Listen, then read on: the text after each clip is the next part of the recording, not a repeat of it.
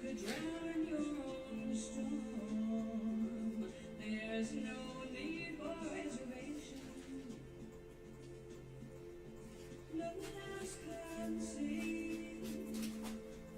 After some examination, man, I think that you've got what I need. It's really alright.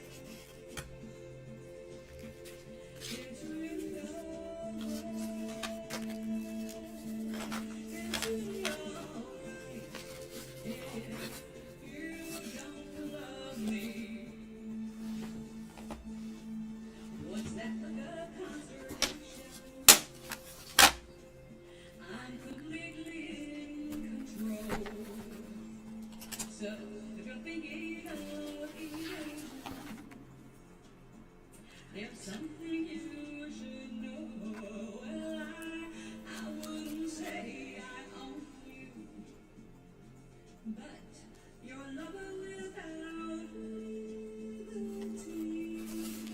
Which would you ever face that cold-hearted landscape for me?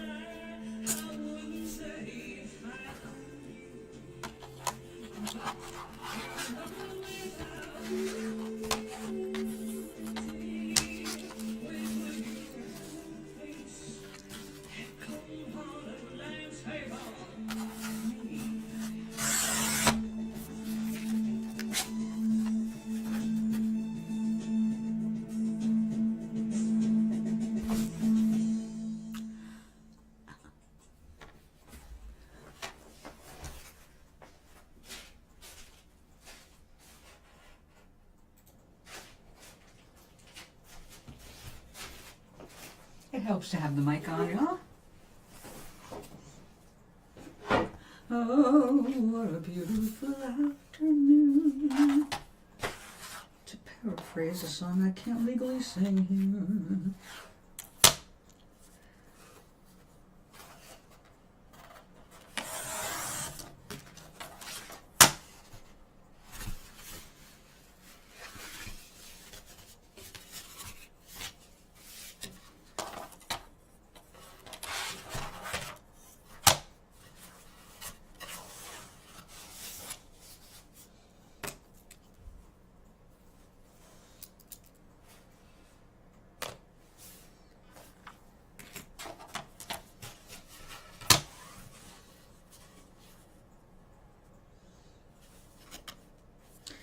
Maybe we'll go this way. Interesting. You're supposed to be level. You're not level.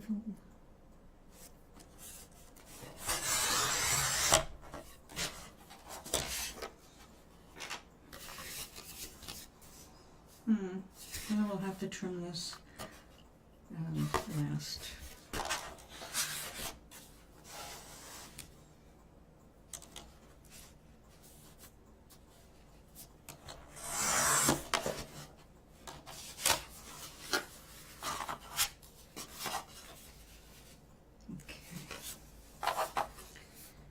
Could have been a little cleaner.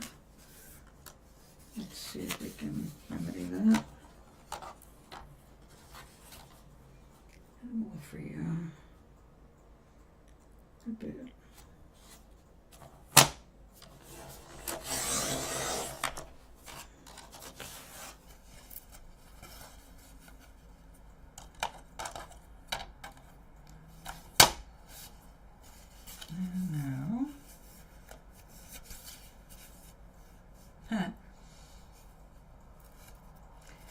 This reminds me of my first sewing project. I'm trying to measure things. I followed all of the instructions, cut out patterns the right way, did every step like a not to boast, but grade A student would do, only to waste a bunch of fabric and then realize, oh, I have scoliosis. My measurements do not have normal boundaries. It was a disappointing but enlightening moment. I kept shortening my skirt on one side to match, make it level, but I couldn't be level because one hip was higher than the other.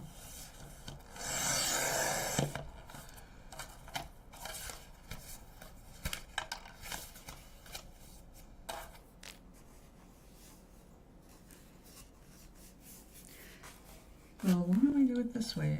Because you're not working that way. That's why. Because trying to go through two pieces of heavy-duty watercolor paper is another story.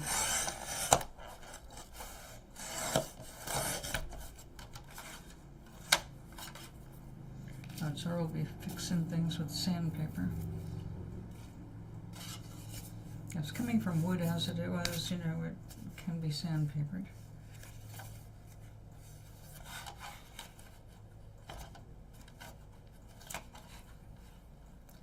Yeah.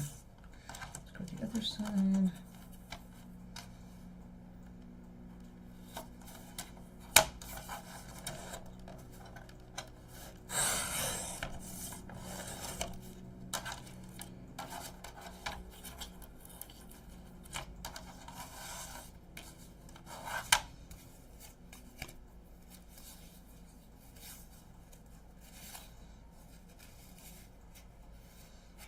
And that was extra sloppy.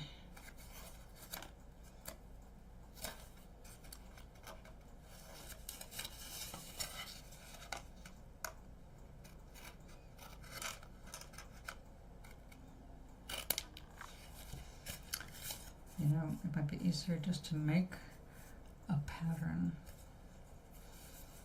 and go, yeah, I did that on purpose. Alright, so that's going to be the front. I'll leave the back rustic before I end up with paper equivalent of a mini skirt.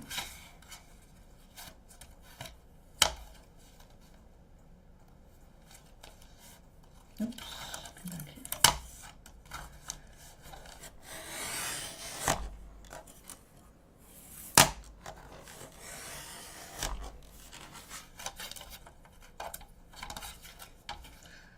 Better.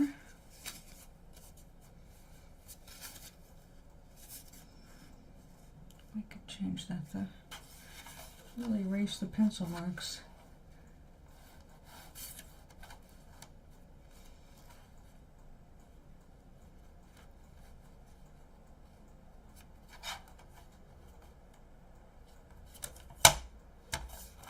Oops.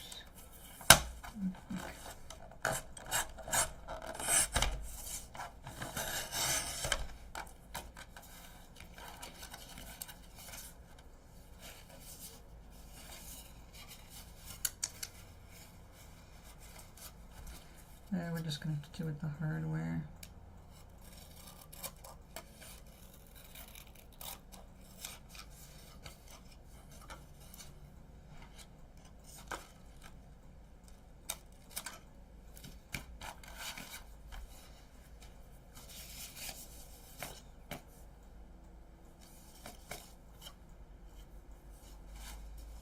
Thank you for the thumbs up, mystery person.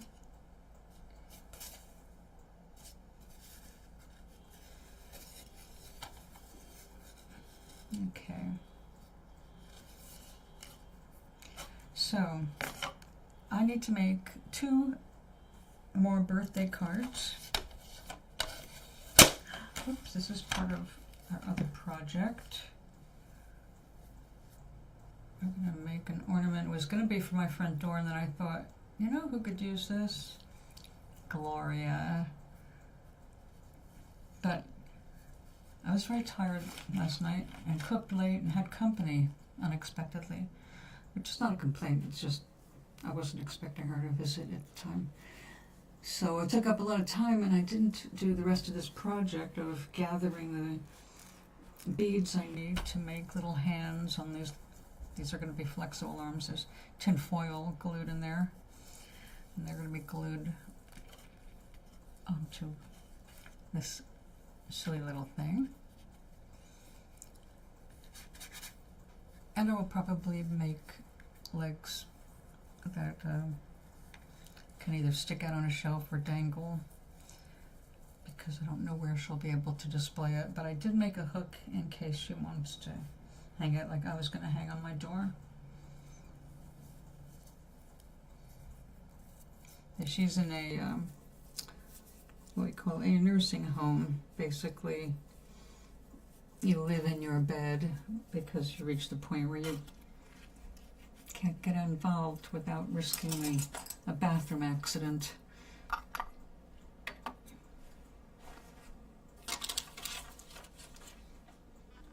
Okay, out of the way. So yesterday, to whoever was listening, I was able to get to a local Indian food and spice store, and I wish I had a ton of money to buy a bunch of that imported stuff. Oh my goodness, the spice mixes that, yeah, you know, it's like everything curry and beyond. All the spices already mixed for different kinds of dishes that I'm still learning about. I got more mung beans for sprouting. This time I got a bigger bag because I'm sharing them with people so they have some fresh veg to eat. And I found some yellow peas. Yellow peas are amazing sprouted. When I say sprouted, I mean you let them get to be like 6 inches of greens, and then you eat the whole damn thing. The pea and all the greens. It's so good. And I used to pay a premium price by the pound to buy them at a farmer's market in California. But at that time, when I got into sprouting my own, because it's very expensive to buy sprouted stuff, the only way I could get the yellow peas was in a 50-pound feed sack. It's like, well, we are not having 50 pounds in my apartment, so I have one kind of seed. No, I like a lot of different seeds, so I buy them by usually a pound of seed at a time. And it lasts quite a while because a quart jar, only needs 1 tablespoon of seed average. And a pound gives you a lot of tablespoons. And each tablespoon gives you a full jar of sprouts, which is good for, well, depending on the sprout, either a lot of sandwiches or addition to soups or stir fry or turned into patties, cooked in breads. I mean, there's so many things you can do to elevate your nutrition levels without necessarily increasing your budget. So much of the stuff that's really good for you is actually very affordable. It's just people, well, in America, I've got to speak as an American, looking at the people around me and looking at the shopping carts when we're checking out at a variety of different stores, except for one that their specialty is healthy food. No, not a Whole Foods, just a grocery store that has the usual stuff, but also more variety of good things, and a lot of more organic vegetables. I was trying to talk like a 4-year-old. Vegetables. It's got lots of vegetables, and they're really good. Okay, so why don't we go with, I think we'll go with splatter. It is the most efficacious at the moment, and I need to save time where I can. Yeah, I'm totally out of paintings to send Gloria and Harvey. Now, Harvey is fine with one painting a week, but Gloria, when she lived here, she got 7 paintings a week from me. And now that I have to mail them, and I'm busy with more projects, it's not as easy as just running down the hall and bringing her a sketch to cheer her morning. So now it is first class postage, and unfortunately that does add up.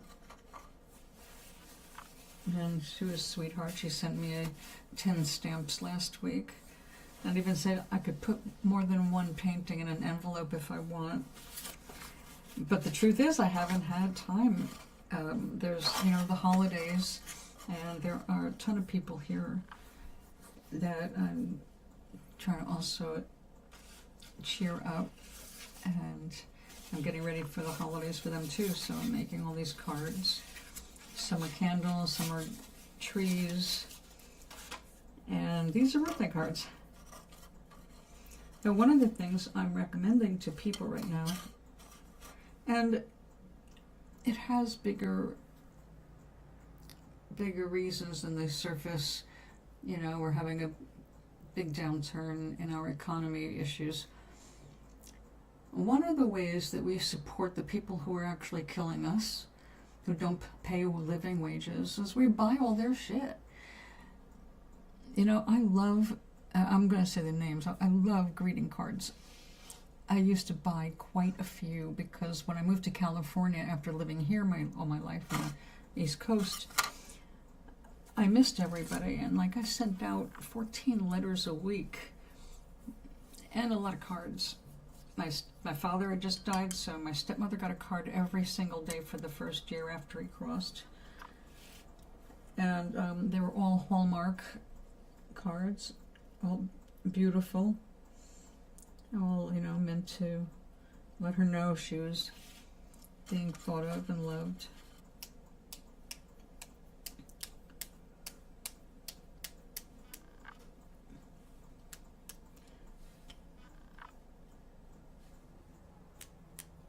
But I was really doing that for my father.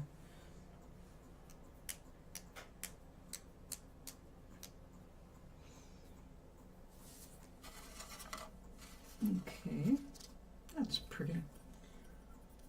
Yep.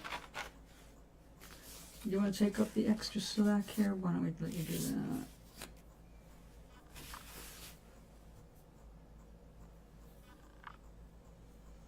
So I'm suggesting people make their own cards.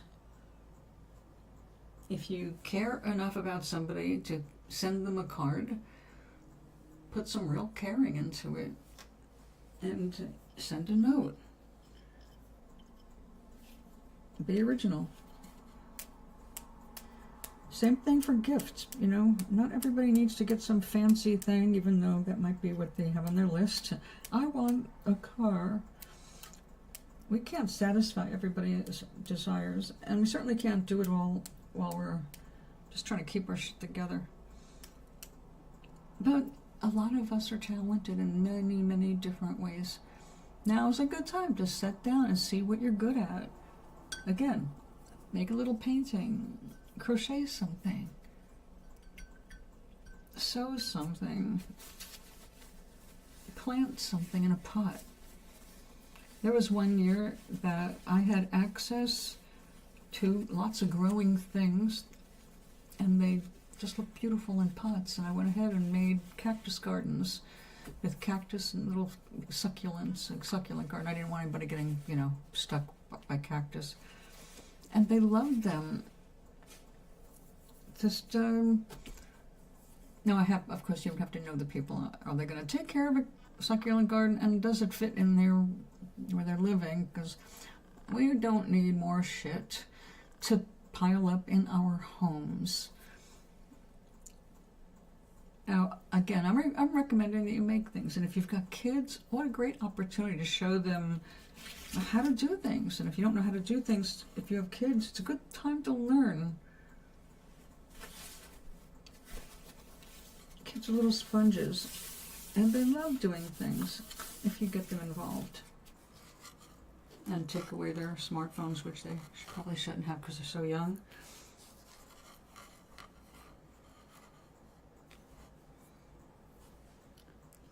A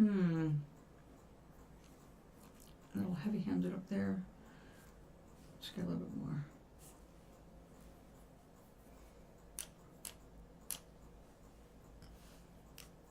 There we go.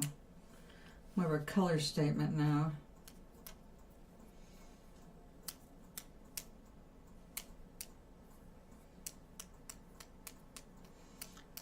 This is going to be 2 cards down here, so where does that go? Yep, my chat disappeared.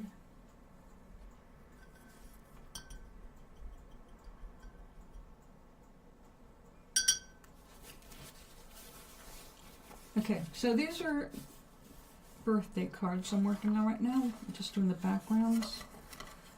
I will write the little notes on the inside. And on the outside, after I get the backgrounds done, I'm going to cut out a couple of gold candles. Well, I'm going to turn them into candles for the sake of the card. In the same way I've turned, these into candles. They're, birthdays. Also, one of them is for a woman who's in her 90s. I think she's getting ready to turn 93. She is the local cat lady. She just retired with the loss of the last feral she's been taking care of. She rescued 17 cats that were dumped on this property, and over the years got them spayed and neutered, got them their basic shots, and had to leave them back out as ferals, but she fed them twice a day until the very last one passed away a couple weeks ago.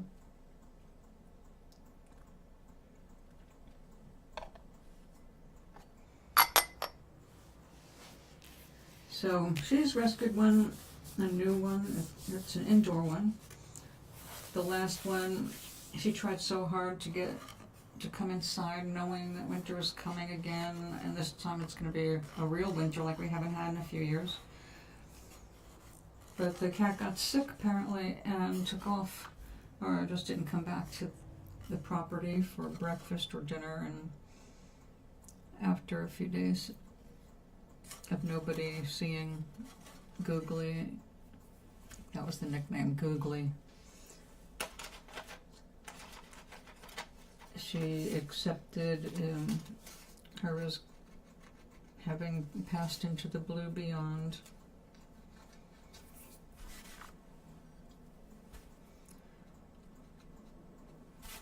But on the other side of nature, we have a pair of eagles. And I get to see them almost every day right now. At first I was only seeing one that was coming around here, hunting no doubt. But this morning, as I had my cup of tea, there were 2. It's like, right there in my bedroom window. The first one was the second time I'd seen it. He or she, can't be sure, he or she came around, looked at me right in my kitchen window, and then flew off. It's like, eagle sight.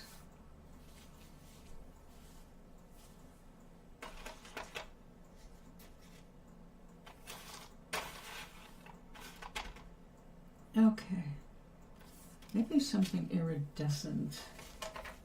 After all, it's birthday. Birthday card energy. And we have some very festive colors here.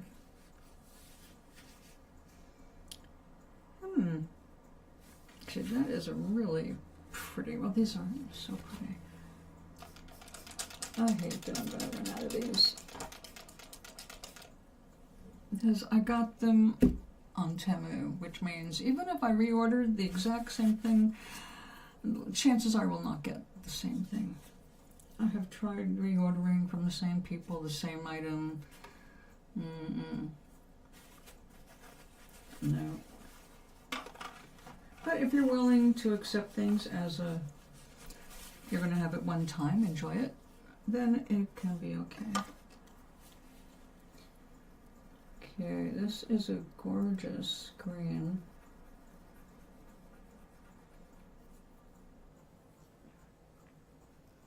It's kind of an emerald green. Yeah, I'd say these two can both be emerald greens easily. But we're going to go with this one, which you probably can't really tell the difference on your monitor, because it really wouldn't be reading true anyway, since everybody's monitors are a little different. And their eyes are also different.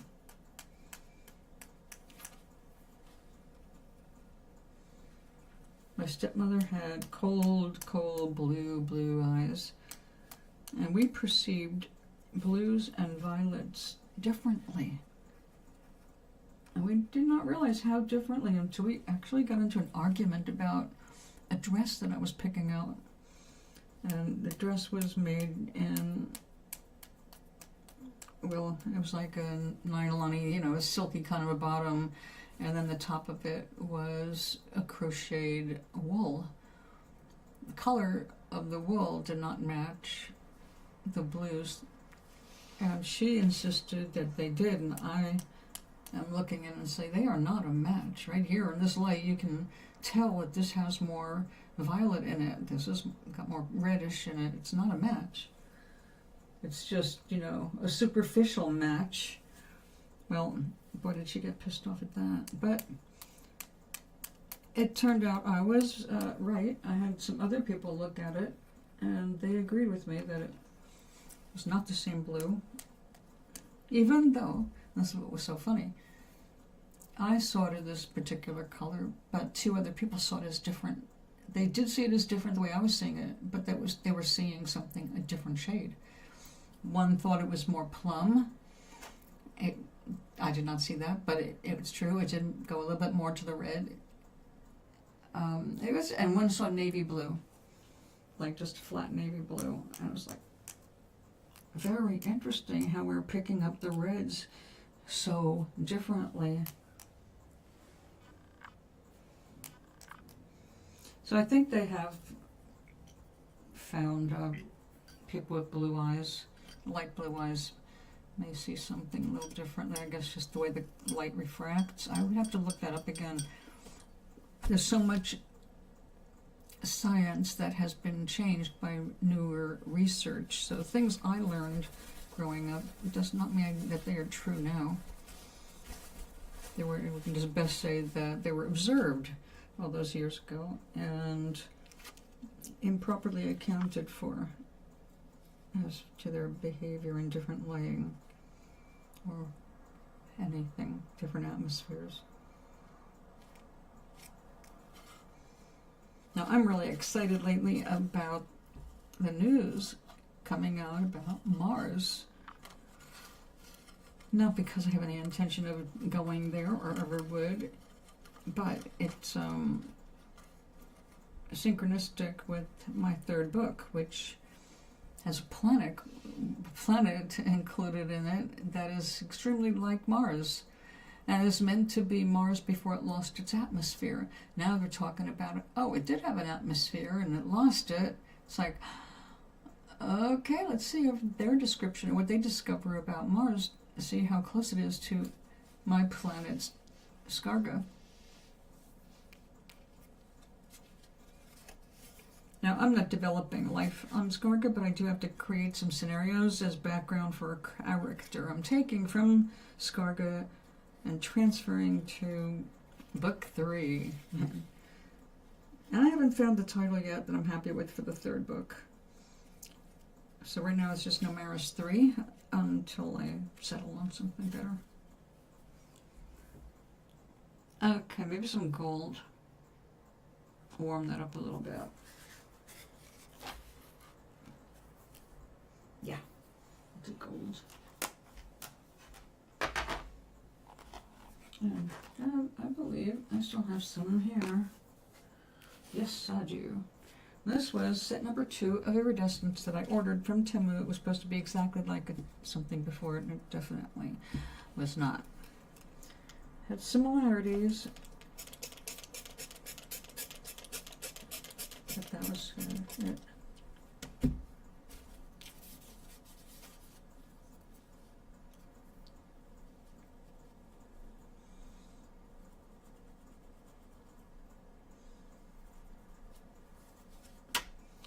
Little marble please.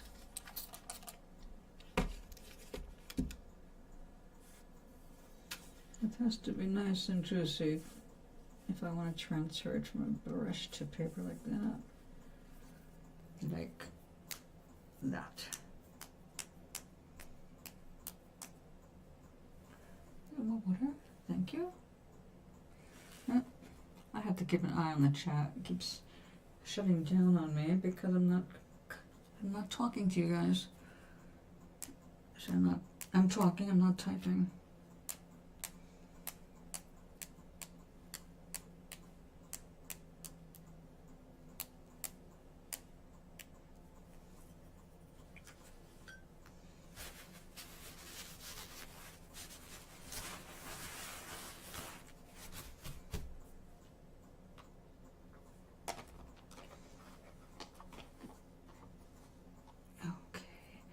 I think that's enough background color.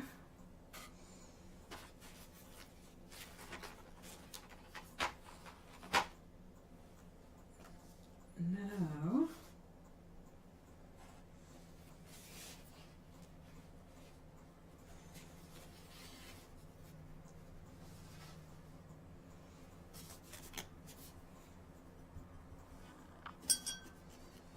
we're going to make a candle. Actually, 2 candles for 2 colors.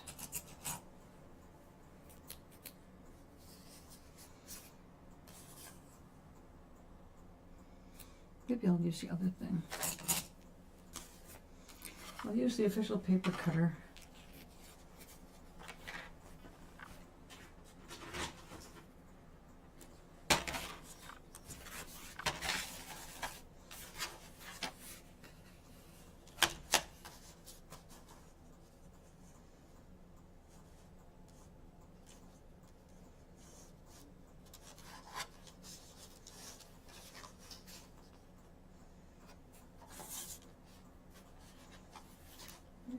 Just an angle, a slight angle.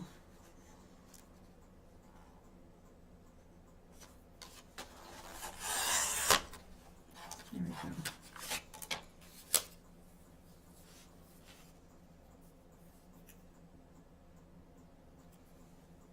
Okay, let's do another one.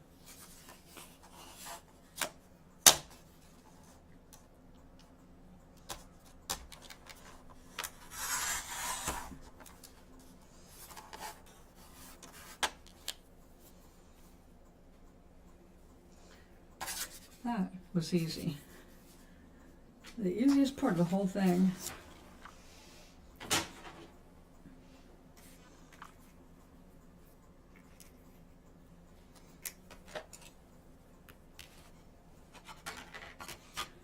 And yesterday I discovered that the hot glue gun is way superior for attaching this heavyweight paper. Way superior to using white glue or glue stick. That is so wet. Dry.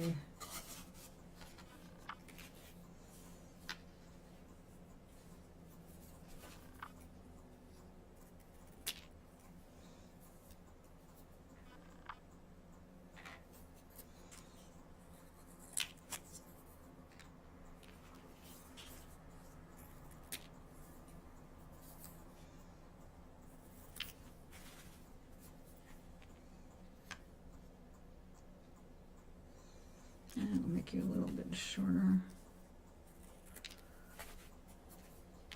We want room to put our glow.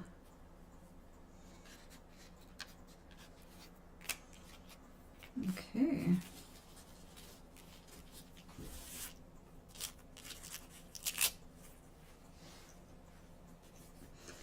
We're getting near the time of year to clear everything off here and put on a fresh tablecloth and a fresh piece of acrylic.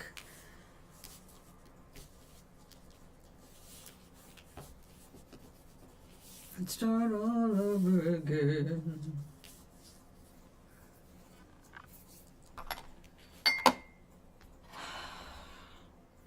Salute to 222. With 2 viewers in the room. Hello, 2 viewers at 2:22 Eastern Standard Time.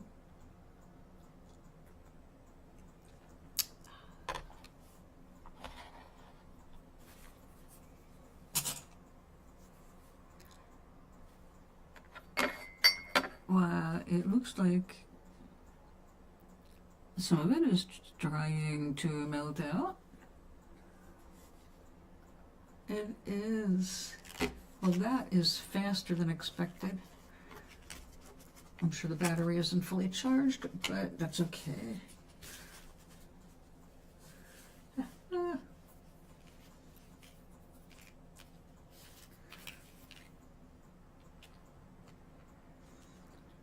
Oh, no, I guess that was just what was in the nose. We're going to have to wait a little longer. Well, let's clean that nozzle off while it's hot and melty. Carefully. This may be a low temperature, clear drying or clear hardening PVC, but it is way dangerous to touch anything on the front part of this thing. It's like, this is the dangerous part of the snake right there. The brass.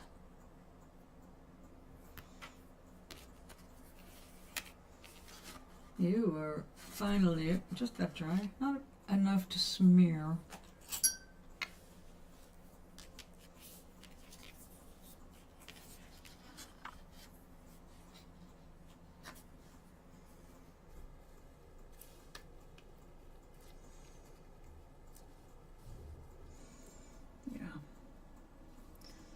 You have to have the right flow. So this corner is reserved.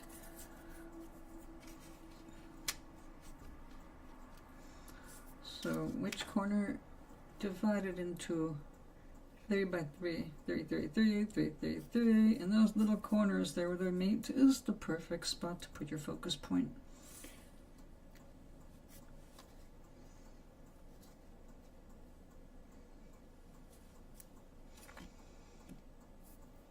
I'm sure that this is working. It's not. It's still frozen solid at the top of the chamber. So we'll wait a little longer. In the meantime,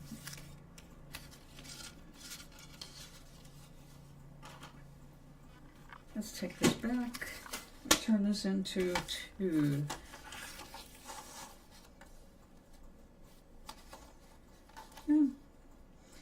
Try and get it even this time. Okay. Oh, look at that. Eyeballed, not too bad.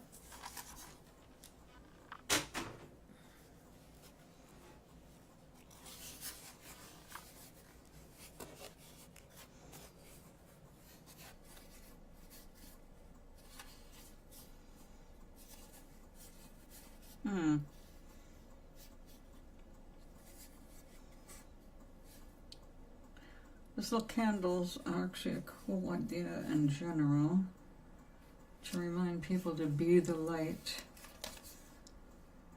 Because when you're not encased in all this fleshy stuff, we are light.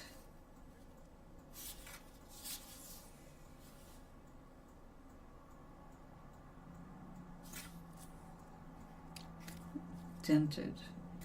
I think that's why these pads ended up in the dollar store. Probably cases of them got cornered, dented, cornered. I mean, nobody wants dented corners. You can get rid of them, but if you're a professional artist and you need to frame things, there are actual frame sizes you need to stick with. So cutting things off to salvage the paper is, well, for people like me who use the scraps and all that. All right.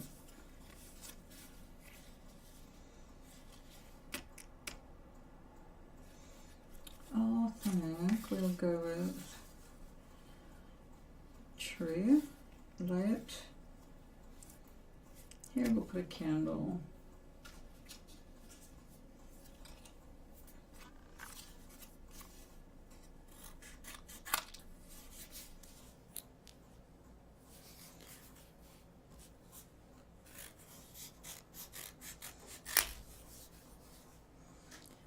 I'm gonna need to make some gold paper.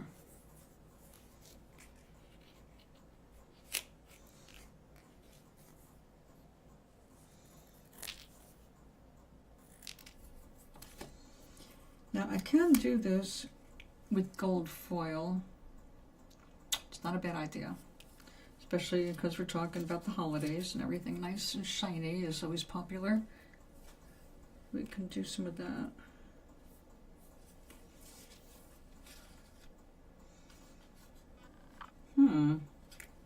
But not right now. Once I take that gold out, it ends up everywhere, including my coffee or tea. To be tea. I don't really feel like dealing with that.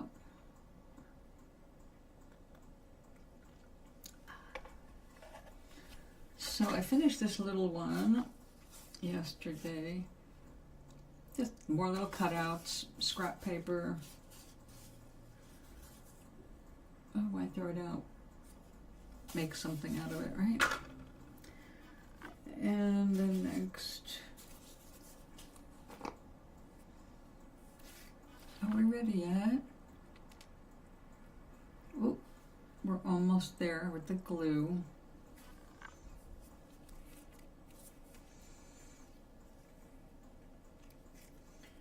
Now I want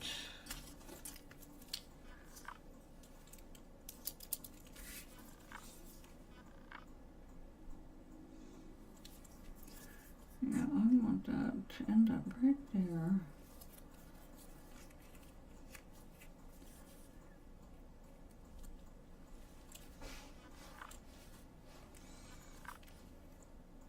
Yep, that's where I need it.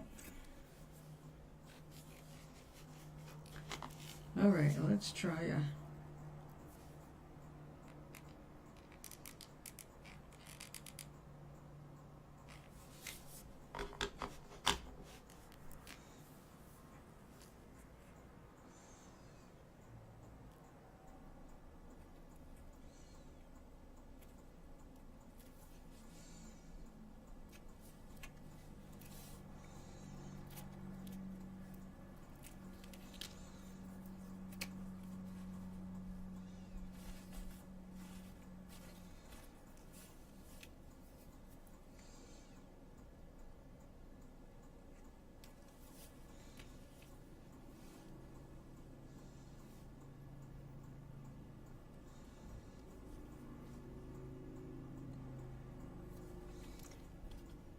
So if you have any ideas for ways to take the holidays back from the corporations screwing us behind the scenes and right in our faces, what can you do to make this holiday, any holiday now, how can you make it more special for yourself and for people that you interact with?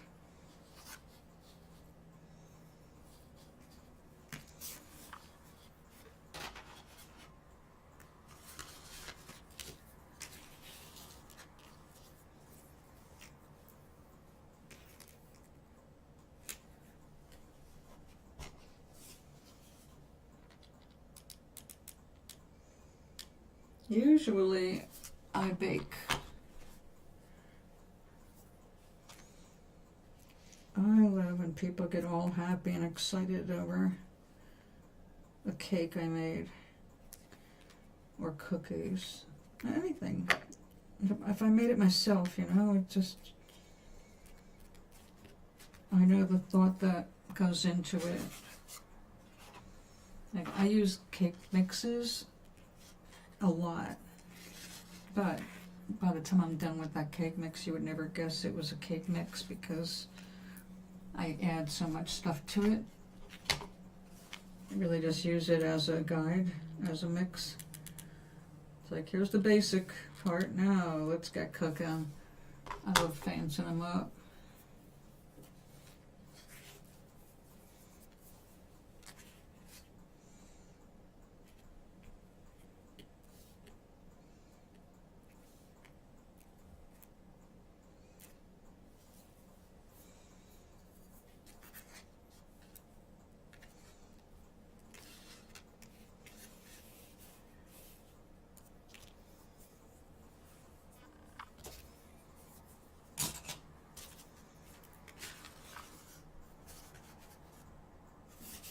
Now, when I lived down on the farm, and I had this big food dehydrator, which if you live on a farm, you need a dehydrator because you're going to get food you're going to put up.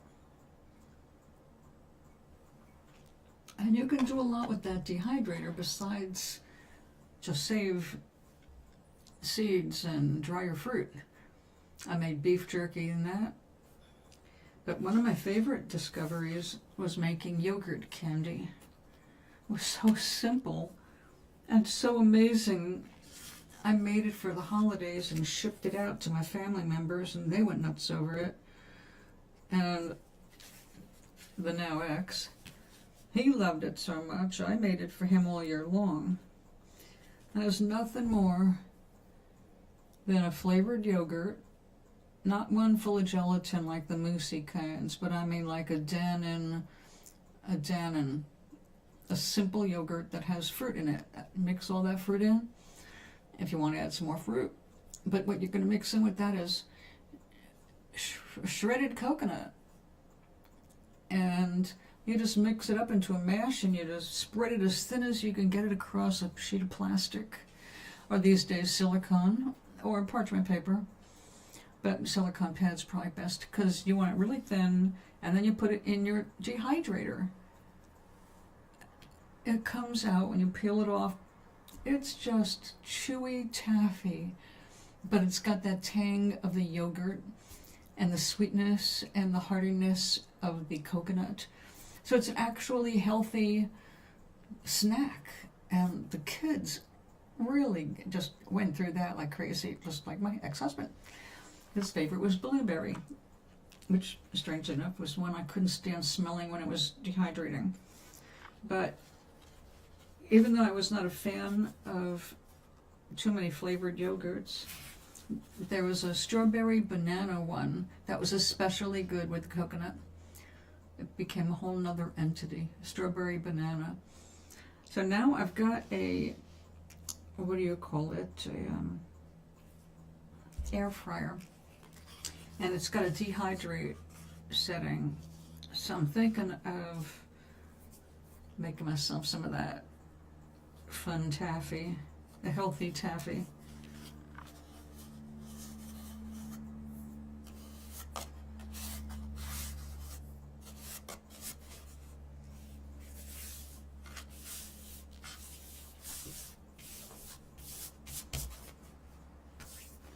All right, and the wicks, black acrylic wicks, are going to have to dry before I put the gold flames in there.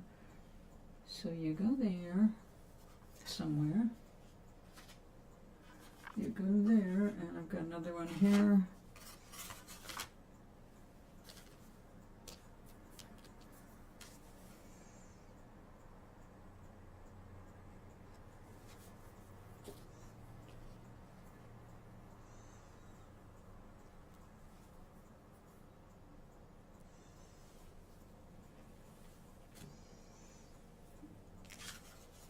Okay, you dry there.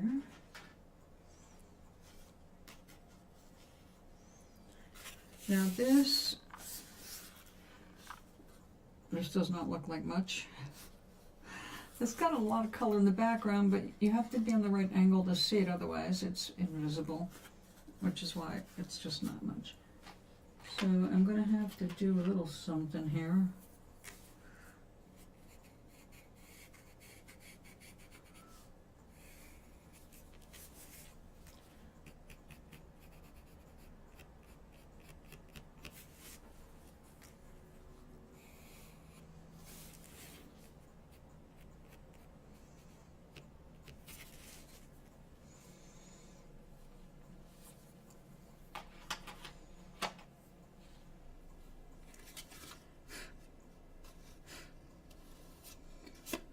Now, one thing about hot glue, as miraculous as it is, it does have the tendency to make strings, long sticky strings, kind of like eating mozzarella cheese. If it's a good hot pizza and they put enough mozzarella, when you take a bite, it should go down, you know, like 4 feet. Well, that's kind of what the hot glue does. So when you pull it away from something, you end up with a little spider web across your desk, or your hands, or your paper, or whatever. I'm gonna have to do something here. It's just got strangeness to it. I was really trying to see how easily I could get away with doing backgrounds. Like, how fast can I do this? Because I got a lot that I want to make. It's like, well, it looks like you just can't be Speedy Gonzales. It's not going to work for you.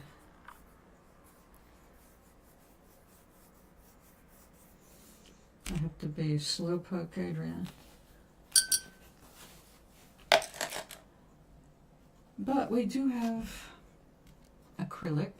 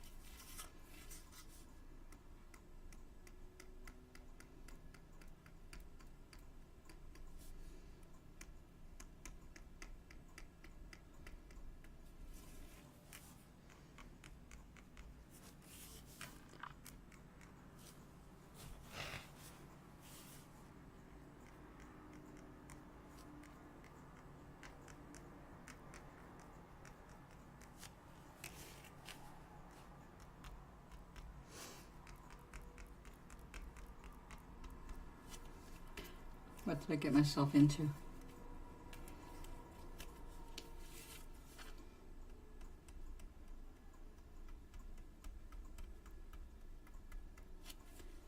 This one's always stickier. And I get little sticky lines. Combined dots. I didn't just do that.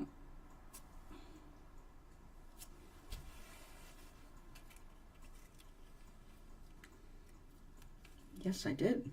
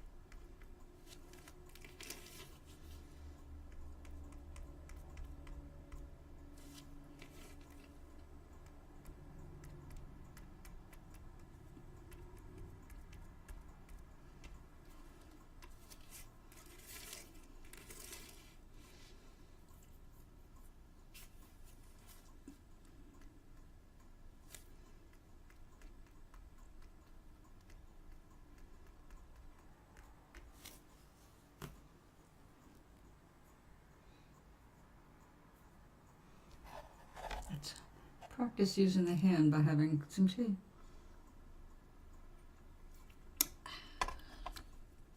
Irish breakfast. It's actually my second cup of the day.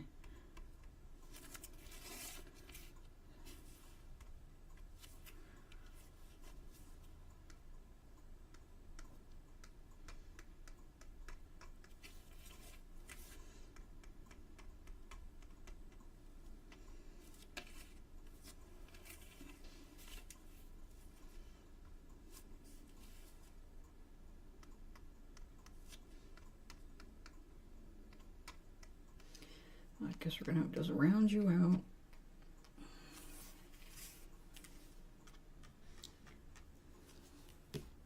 Ow. Keeping pressure, even pressure up on these little bottles is disabled thumb syndrome.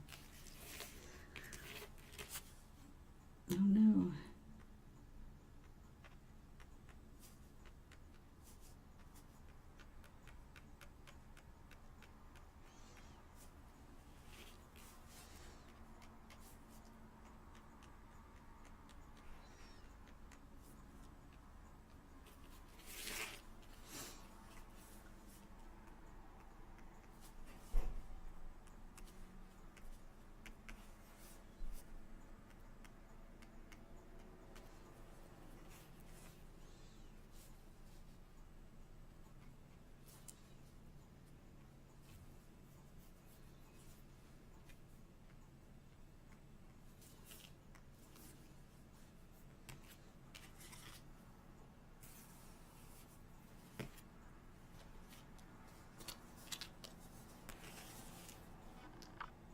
Oh, that was handy. I just burped a big blob. Well, this is definitely not coming out the way I intended originally, but it's okay because, you know what? I can mail it. It will be appreciated, despite its imperfections.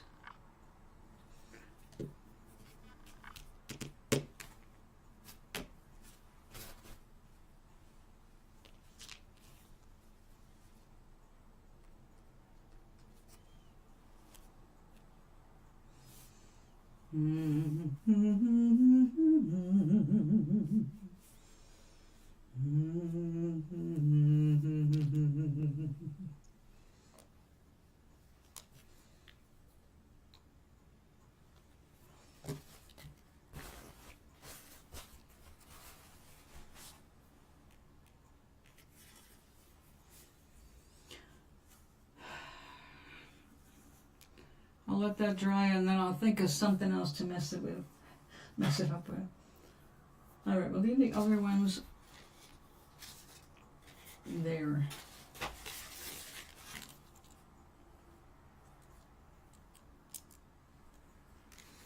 Let it glow, let it glow, let it go.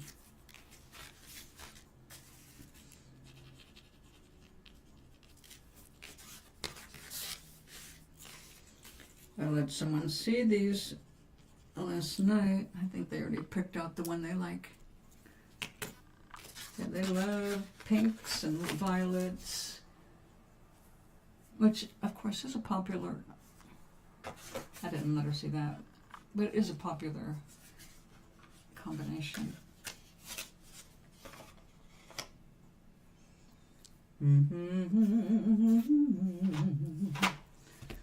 I'm glad she didn't see this one. All right, let's. This was just watercolor pencil. I did not add any watercolor to deepen anything, so we're going to do that now.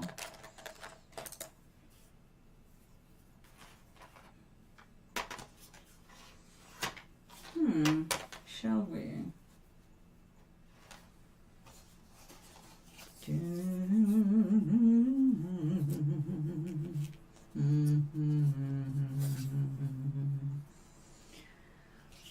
Maybe.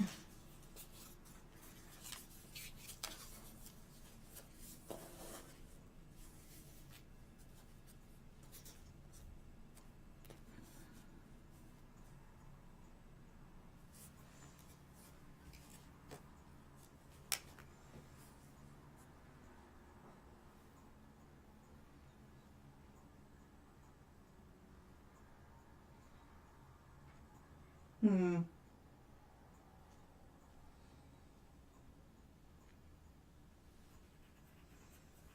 It's a little crazy.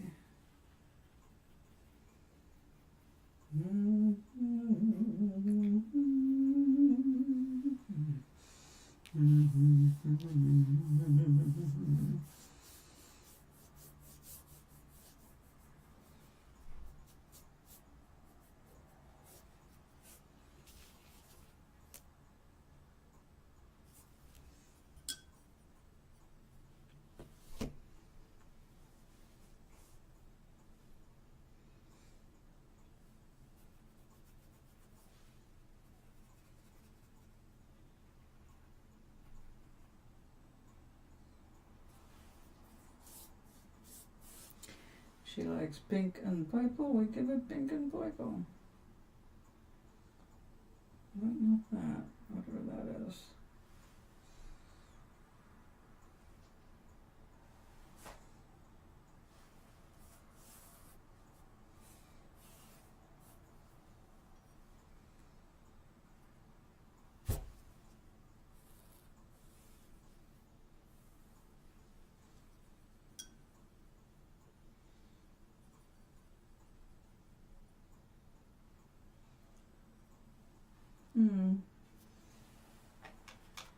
Get a little of the cerulean. I think that's cerulean. It might be cobalt. I'm always confusing them when I don't see labels around. It's a gorgeous blue though.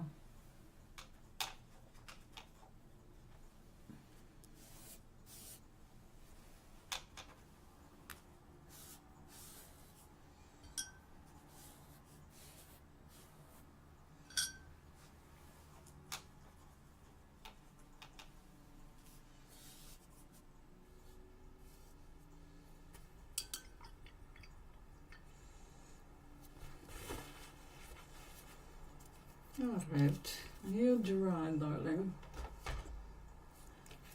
We reserve you with the others. And the you. Oh yeah, we were doing snowy looking stuff here. In fact, we were using a paint called Snowflake.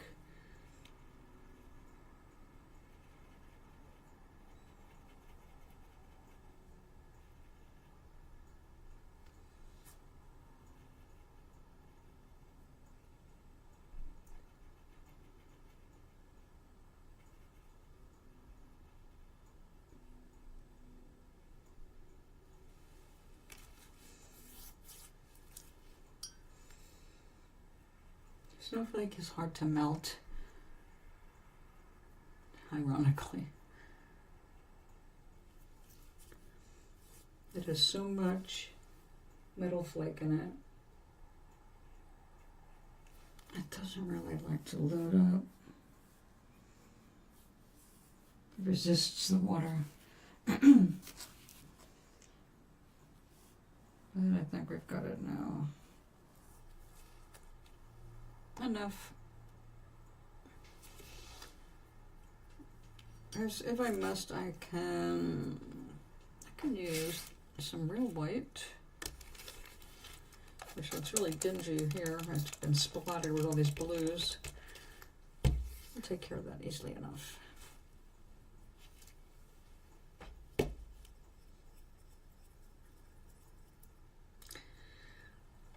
And sloppily enough. And that's why we sometimes remember to wear this.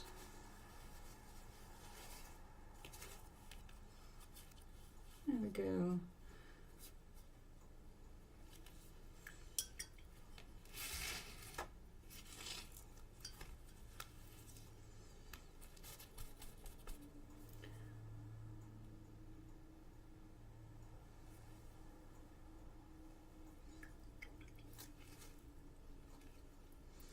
Now I just have to wait for that to dry and see where we landed on the metallic aspect. If I'm lucky, it will float. But we're working with titanium dioxide, which is pretty opaque. and that's what I just dipped into here because we need that white. But we'll let it harden, dry, and I can always add some on top later. Doesn't have to be too crazy. We're just going to be gluing little bits of fake trees on there.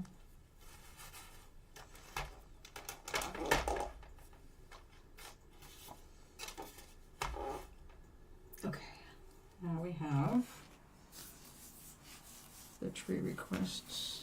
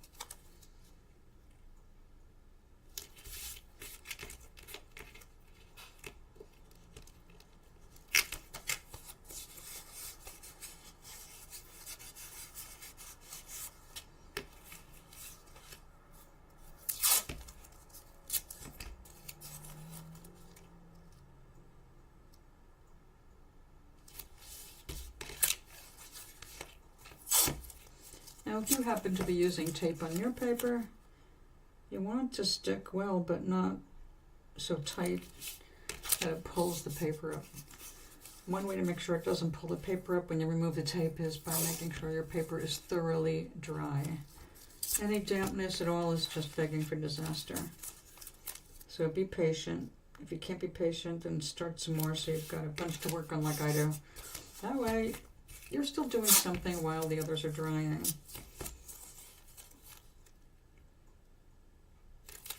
I have limited ability to do that because of limited space. But some stuff, when you're working tiny especially, it's not that bad. Another thing when you're laying your tape down, this is just plain old masking tape, lightweight masking tape, like dollar store quality, really cheap. Actually, in this case, cheaper is better. You don't want it to become a permanent part of your landscape here, so when you lay it out, try not to stretch it. It's paper, you see it's kind of crinkly. It may be hard to see it, but if you pull too much and you lay it down, it's going to subtly be pulling your paper in the wrong direction. So just gauge what you need, line it up, and you know, the only part that matters really when you're using this as a water barrier is this little edge right there. It's all you're trying to keep your paint in. The rest of this doesn't even really have to be battened down unless it's holding it down to the paper surface, in which case, yeah, it's handy. Yep, one more.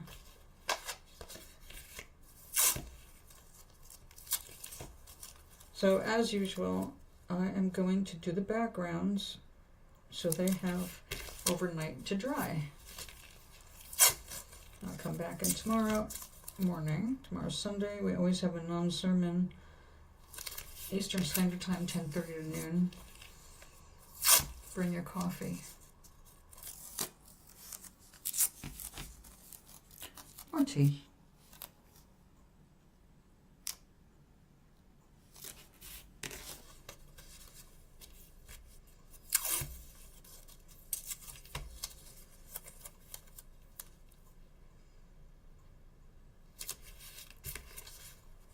Okay.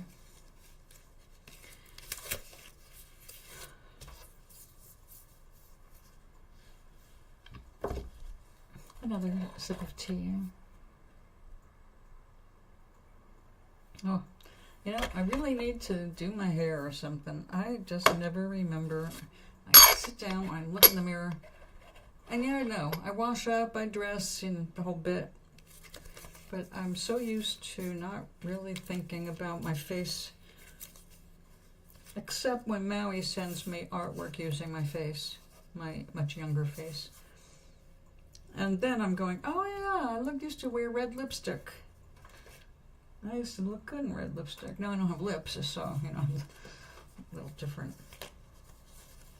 Now my old psychic partner, Annie, she did, at first I was like, you did what?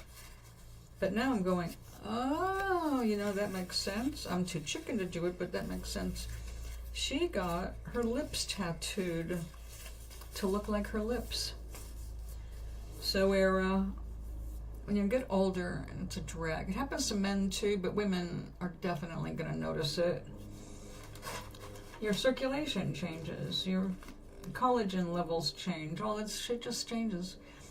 And especially like I'm on chemo, so even though it's mild capsule form, it's chemo thing, and it basically takes away the fat in your skin. And that makes it look drier and saggier because there's nothing underneath it to hold it up. But one of the drags, the biggest thing for me is like the lips. My lips used to be poofy lips without having to inject anything.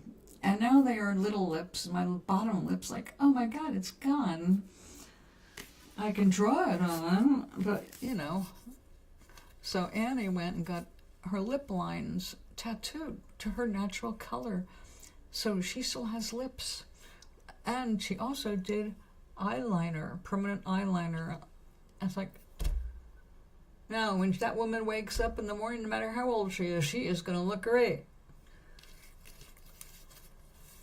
So I thought about, yeah, maybe I should just get tattooed lip liner. Just keep some of my lips on my face for cosmetic reasons.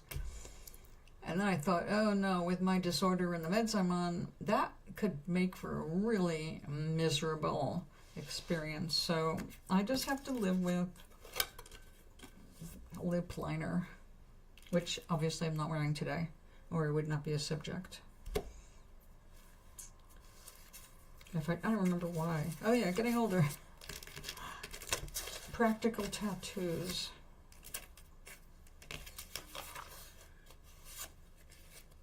Just making sure I put tape on the right sides. Okay, let's go ahead and use some of these iridescent colors for the background because they're fun. And we're going to be going Christmassy. So really I need blue backgrounds, right? Bluey backgrounds, blue, gray. Like a winter day. Oh, that's a really pretty blue. You know, I have not used it before. Wonder why. I can tell by how much paint is still in the pan. Like, oh, I haven't used this one before.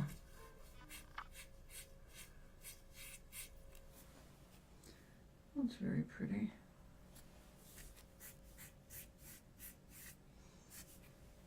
One of the things I love about this paper, aside from the really great price point, is that it's off-white. It's not bright bleached white. And the reason I like that is it actually makes the colors look a little bit more natural, which is, again, not a big subject when I'm doing this kind of thing because I don't use anything that looks natural. It's all, you know, more meant to be more fantastical.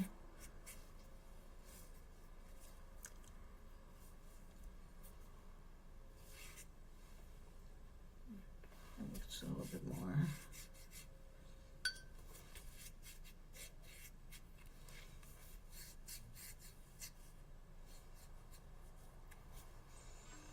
Oh yeah, okay. I like that. I'm happy with it. So now, let's see, perhaps a pinky sunrise. Oh, we got this really weird magenta. Let's try this down here somewhere.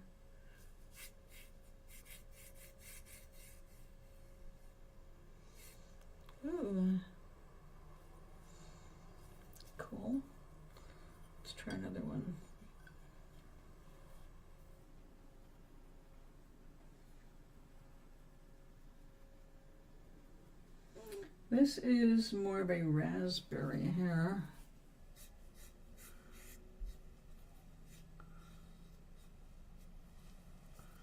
Strange raspberry. Looks kind of like this, but there's something else in that that makes it do that weird thing. Let's see what else we've got here.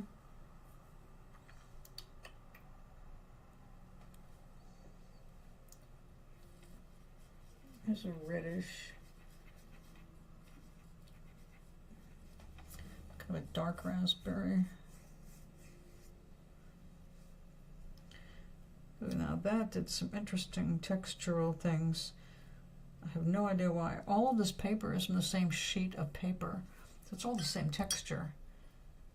But the colors are immediately reacting to the paper differently.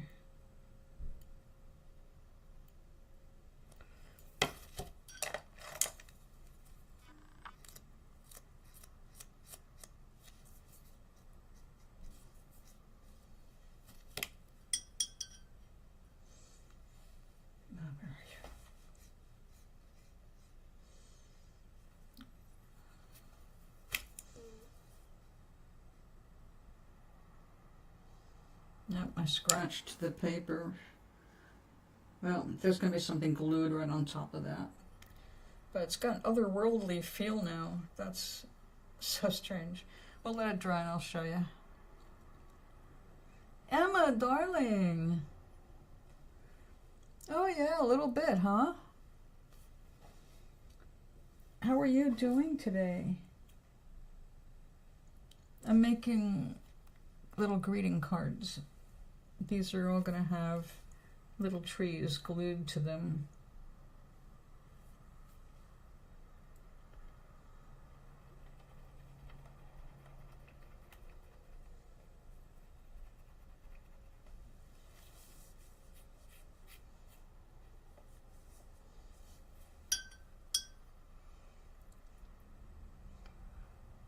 How's work?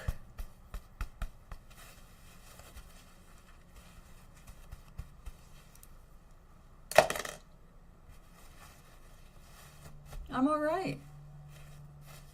I'm all right. Thank you for asking as well. I'm trying to slow myself down a little bit because I'm trying to get too many things done at the same time, and that's not working out well for me.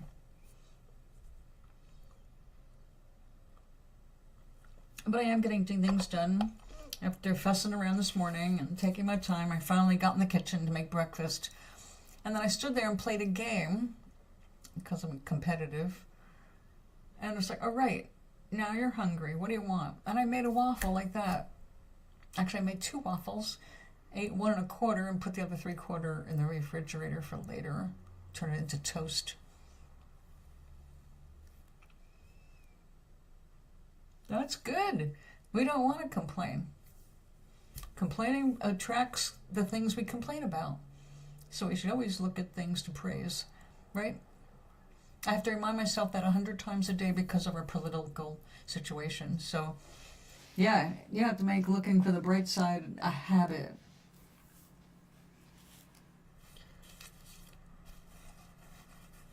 So let's see. I made some vegetable pancakes out of stuff that I got gifted. The community here gets, well, those of you who are signed up, we get a monthly food box. And several months ago, they added a box of some fresh produce. Now, the only thing about the fresh produce is that it's already getting ready to go to the garbage. I mean, it's real close to that, you know. This is your last chance to use this. So I got a bag of onions, which actually was in decent shape, so I put them away for future because I still have some from last box. I got 2 giant carrots. I mean, like 2 horse carrots, 4 or 5 small bruised apples. Like they were bruised all over the damn place, like they just got jostled around that box for a while. It's like, well, All right, I got carrots, I got onions, a plethora of onions. I've got these apples. I'm not going to eat them. They're mealy. They're obviously been dinged up. So they're going to have bruises under the skin, which I always find to turn off. So I put everything in a blender. I chopped up the carrots, bunch of onions, some garlic, the apples.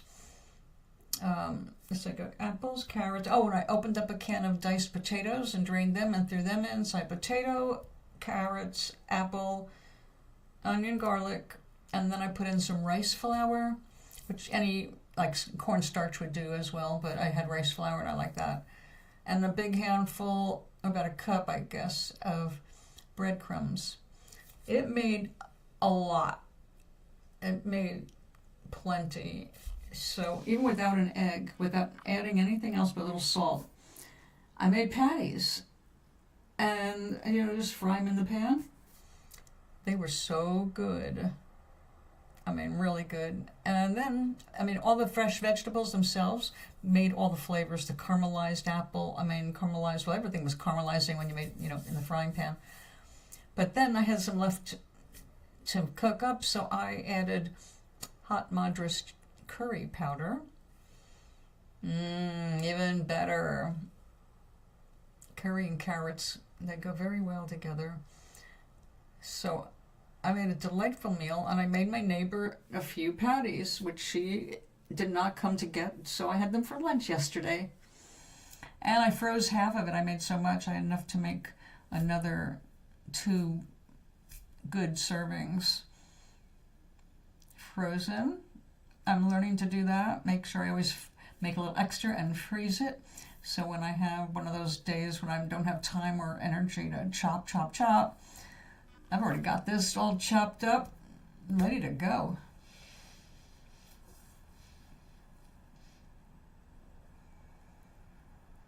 Oh, that would be wonderful, Emma.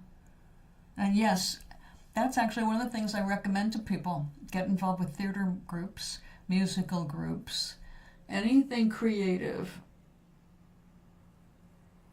Anything creative is going to attract more people like yourself. And more open-minded people like myself. So, yeah. Also, check around and see if there's any new movements in your country. Artistic movements, as they call them, New things in theater, new things in music, new things in art, new things in cooking, whatever it is. There's something creative going on, and someone's going to be calling it a movement. If they can get enough people involved, it becomes a movement for good. So those definitely attract more people like yourself.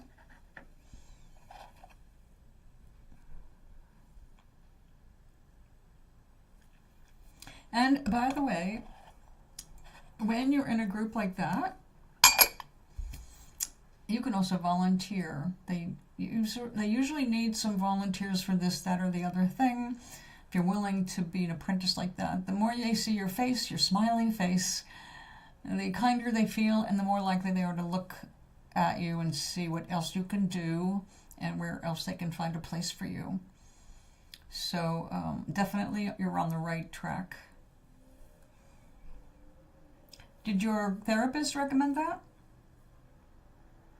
Charlie, when she had a chance to join a theater group, I was pushing her for that. But she ended up not getting into that. But the guy she thought was gay did turn out to be gay, and he joined it.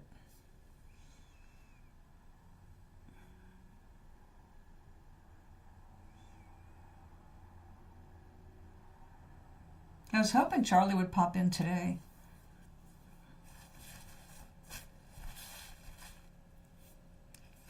She said I could call her Charlotte, but I'm not sure if that she's sincere about that. So we'll wait until she's back.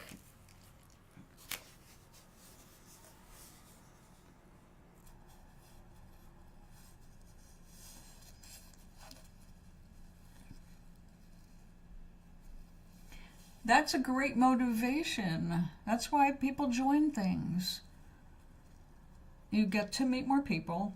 The more people you meet, the more likely you will be to meet someone more along your lines of thoughts, beliefs, feelings, all that. You know, you start to meet people, your vibration.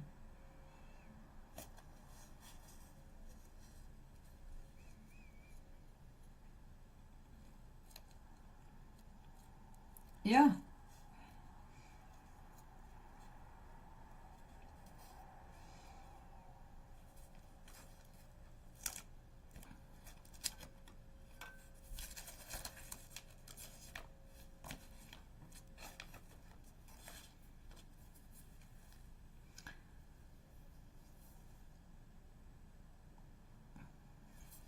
Well, I will say, as a musician, you don't necessarily know your crowd. You don't know who's in the audience until they introduce themselves. Now, if I was in a rock and roll band or heavy metal or, you know, anything like that, then it's a little bit more obvious the kinds of people you're attracting, because they're obvious, the way they dress and yell and scream and all that other stuff. But quieter people don't show up that way. But my music was not hard rock.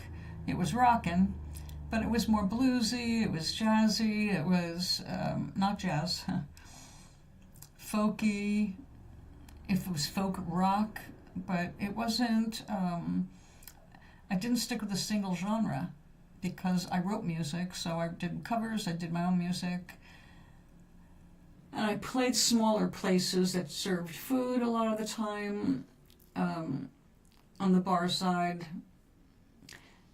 So we attracted, when people got to know me, I ended up with actually a very gay and lesbian crowd. I didn't even realize it because nobody wears labels on their forehead, right? But it took a couple of friends of mine who I knew were lesbians to tell me that, oh, the whole gang is here. And I looked out and sure it was a sea of women. And not a single one of them wore anything flashy that said, I'm a lesbian. They were just women, and they were a great audience. So I loved it. I loved when they came over and supported my shows. Same thing with the gay guys. And, you know, one of the places I worked, and I was there frequently, at least twice a month. Of course, I knew all the staff. We used to eat there all the time. It was right down the road from where I lived. I loved it. And one of the guys that worked the bar, he was gay. And I used to do card readings for him. Such a sweetheart. Well, in the summer, we used to have this thing called a sail festival, and we had a lot of ships come in. And when that summer, we had the Denmark come in. You want to see a ship full of matching boys. I never saw so many blonde-haired, blue-eyed, round-faced boys in my life.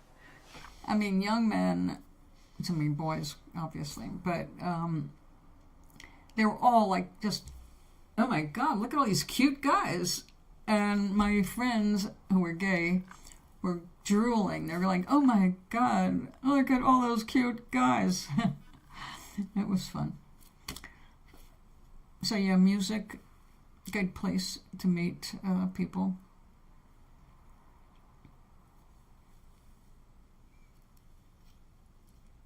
No, he is a he, but he said I could call him Charlotte. I was asking if he wanted me to stick with his real name because I know who he is, or what he was over at Twitch. I don't know if he wants to stay with the name or choose something else. But I don't know if he was fooling around when he said Charlotte or not. So as far as I know, really, he's still a he. But I guess it depends on his mood or her mood. There's been no change of pronouns yet.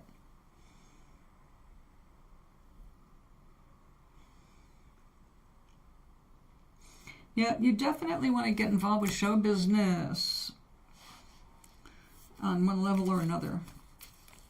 And if you're not into doing acting, singing, dancing, or any of that, there's always something that people on stage need. Stagehands needed, understudies needed, people who can repair things needed.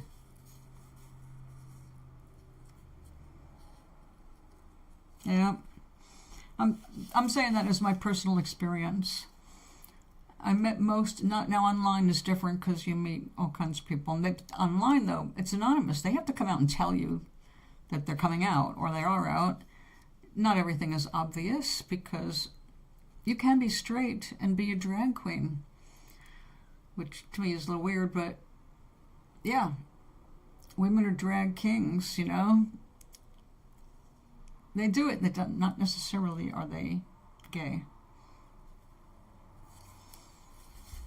However, all the gay people I know, actually none of them do drag.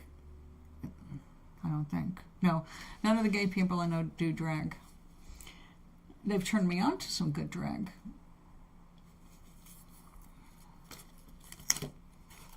It is funny. In fact, there's on Netflix, there's Britain's Bake Off. The last episode of this last season, season 13, one of the people that was competing in that season was a woman who I think she is a lesbian, but she also does drag as a male character. And after doing the Bake Off, she created a new character incorporating Paul Hollywood.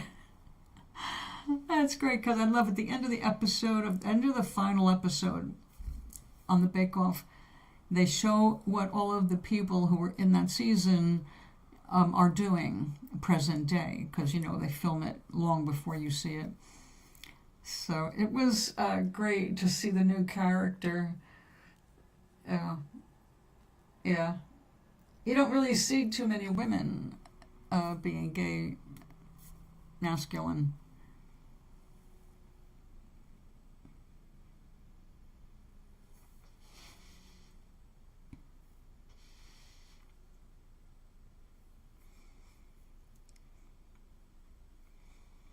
Have you ever seen a movie called Victoria? Probably not. It's old. It's two very famous people in it.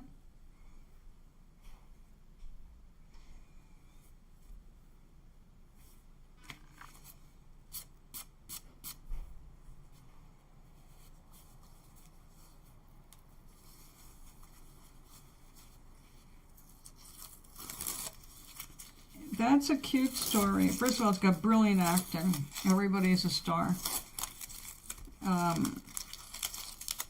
The guy that played the Music Man, he played an old queer who spots a very impoverished singer, played by Julie Andrews, and he helps her basically literally come out of the cold and rain and all that. And because he's so gay, they can share a bed, and they just become best of friends. And he realizes that with her voice, if she pretended to be a man who was pretending to be a woman, then she would tie up, you know, the market in the drag venue in France. But they had very strict laws in France that if you were portraying a gay man, you had to be a gay man. And if you were a female impersonator, you had to be a real man. You can't be a female impersonating a female. So the roles get switched back and forth, but then she falls in love with a guy who finds out that she's not a guy, it's a female. But she can't come out to him.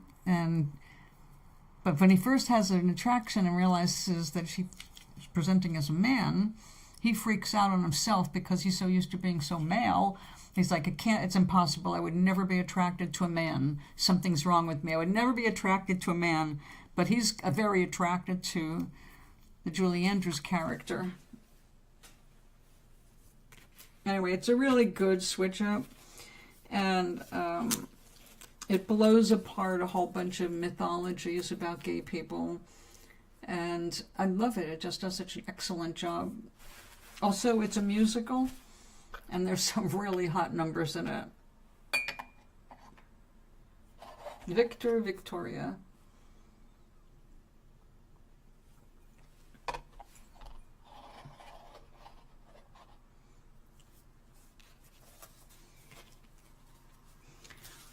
Did you ever see, what is it? Thank you, Wong Fu. Julie Newmar? I can't remember the whole name. Hold on. To Wong Fu. Thank you for everything, Julie Newmar. If you have not seen that, you must see that. Because. Now, if there's a character, a comedian, John Leguizamo, he plays a female so perfectly, I was convinced he sincerely was gay. And actually, none of the actors that played gay men were gay.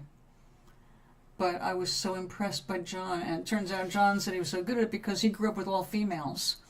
He was surrounded by all women energy, his mother, his sisters. It was very easy for him to play a female.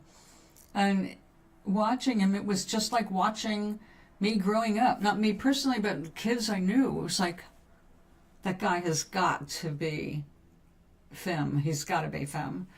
And no.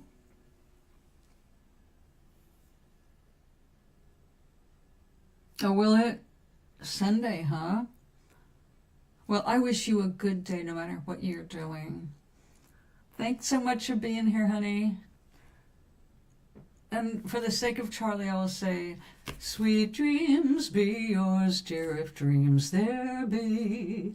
I'll be back tomorrow, definitely, from 10:30 to noon. Stop by if you can. Meanwhile, rest well. I have been here for an hour and 40 minutes. So I'm going to stay just a few more minutes. And I'm going to go. But first, let's see, we got this, and we got this. I got this. All right, we've got our work cut out for tomorrow. Move over there where you're moving you to. Okay, now we can do the gold in those.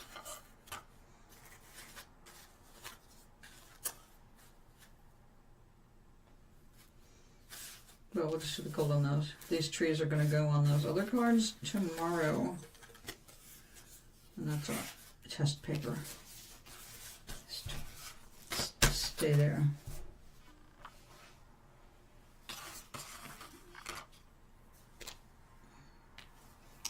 Thank you very much for being here with me, honey.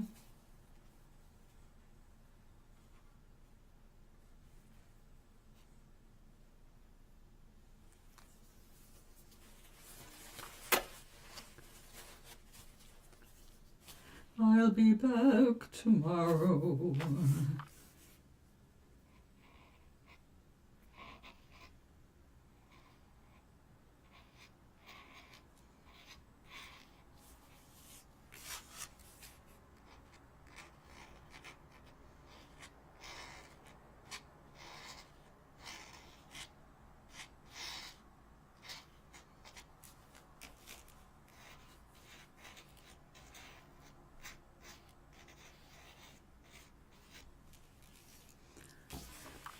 You gotta be careful when you're doing the gold over blues because it turns green.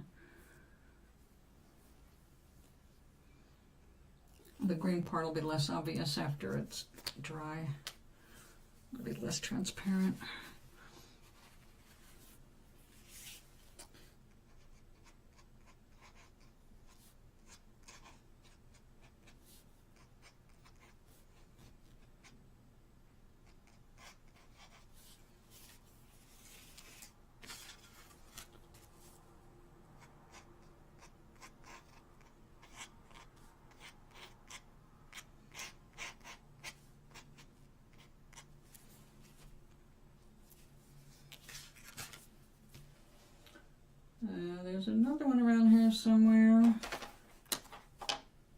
go?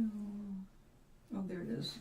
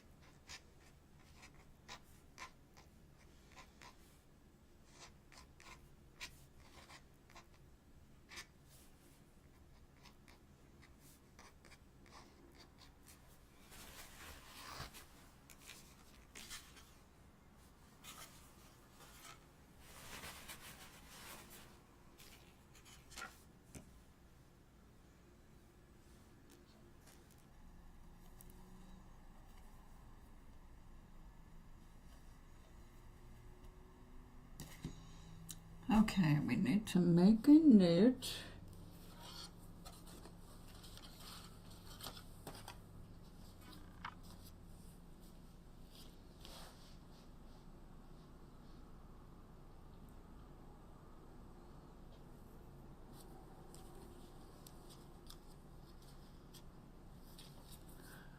And I forgot to turn off that.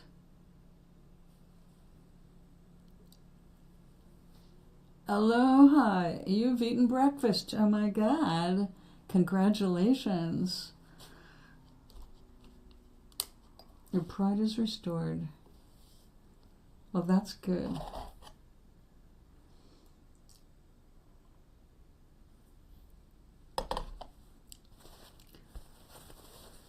I made myself waffles just before I came on, and I am going to have, for the first time, I'm going to have fennel bulb. I am going to do it exactly like they instruct for a cooked version of it for my first time eating fennel. And I already love regular fennel, so we'll see about this.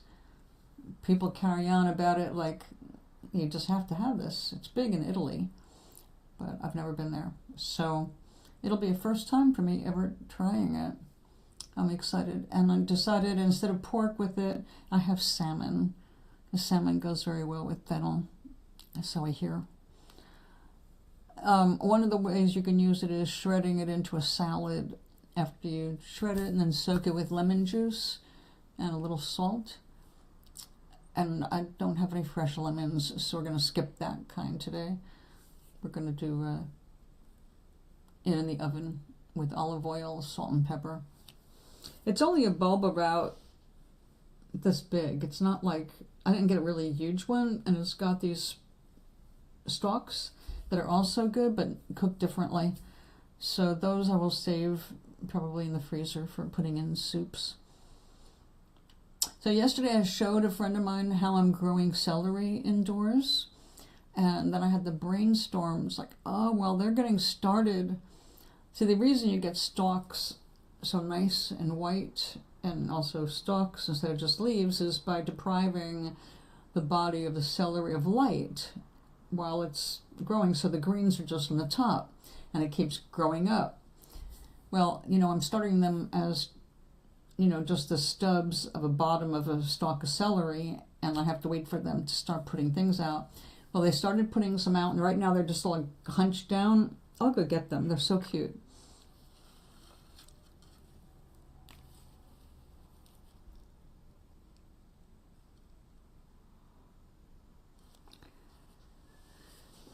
I don't know where you got the idea that cloves are helping your blood circulate better, but as someone with blood cancer, I'm telling you that it's in your head.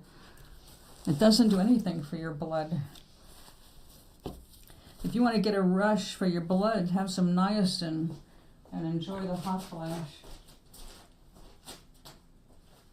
Water is your most important thing.